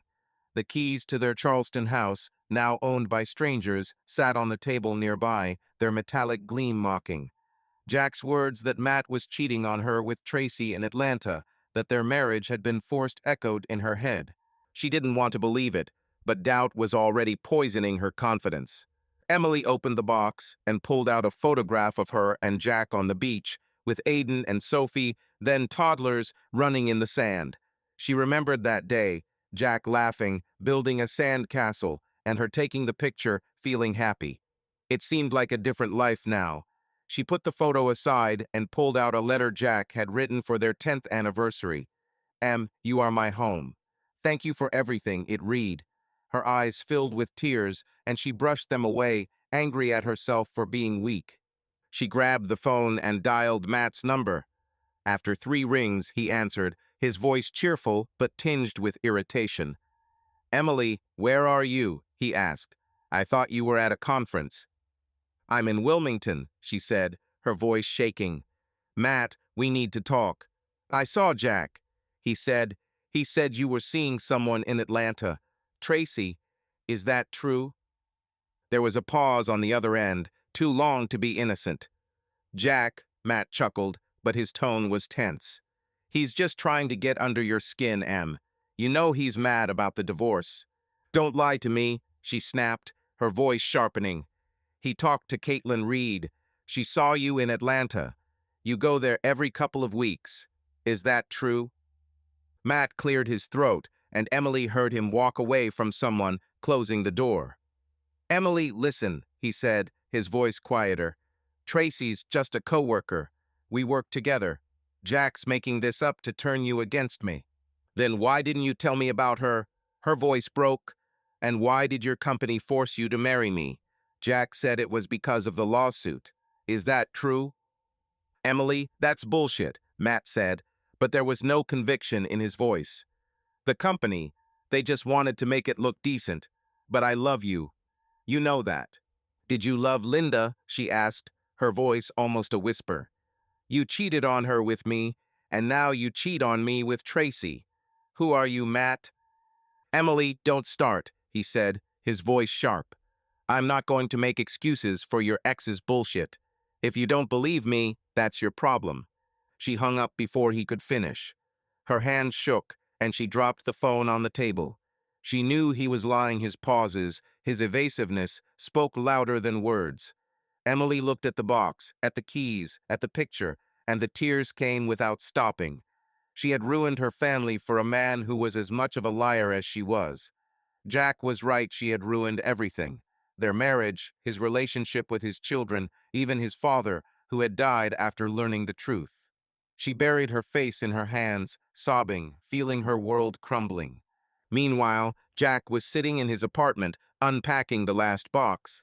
The room was still half empty, but he was starting to settle in. Books on the shelf, a coffee maker in the kitchen, a photo of his parents on the table. He found a birthday card from his colleagues in Charleston. "Jack, you're the best. Good luck in your new life," he smiled, feeling warm.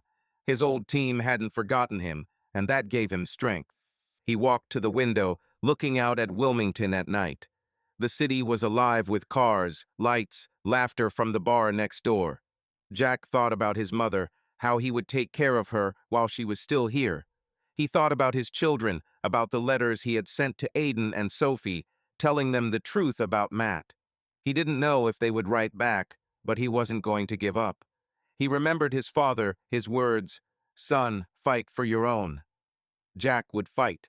He took out his phone and opened a chat with Sophie. The last message was his. "Princess, I told you the truth. I'm always here if you want to talk." He wrote another, "Love you, Sophie. Always will." Ditto for Aiden. "Son, I'm your father. Call me when you're ready." He sent the messages and put the phone away, feeling the weight of the past lighten. Jack went back to the box and pulled out Aiden's old baseball glove. He ran his finger over the worn leather, remembering teaching his son to throw. Those memories were his, and no one, not Emily, not Matt, could take them away. He placed the glove on the shelf, next to the card from his coworkers. This was his new beginning, not perfect, but his. He stepped out onto the balcony, breathing in the cool air. Somewhere out there, Emily sat with her regrets, but that was no longer his problem. He had made his final gesture, giving her the truth and the keys to the past. Now he looked forward to his mother, to his work, to the hope that the children would one day return. He turned and walked back into the apartment, closing the door behind him. Subscribe to our channel so that your love doesn't cheat on you, and go ahead and listen to the next story, because this story is nothing compared to the next one. If you're under 18, don't even think, click to the next one.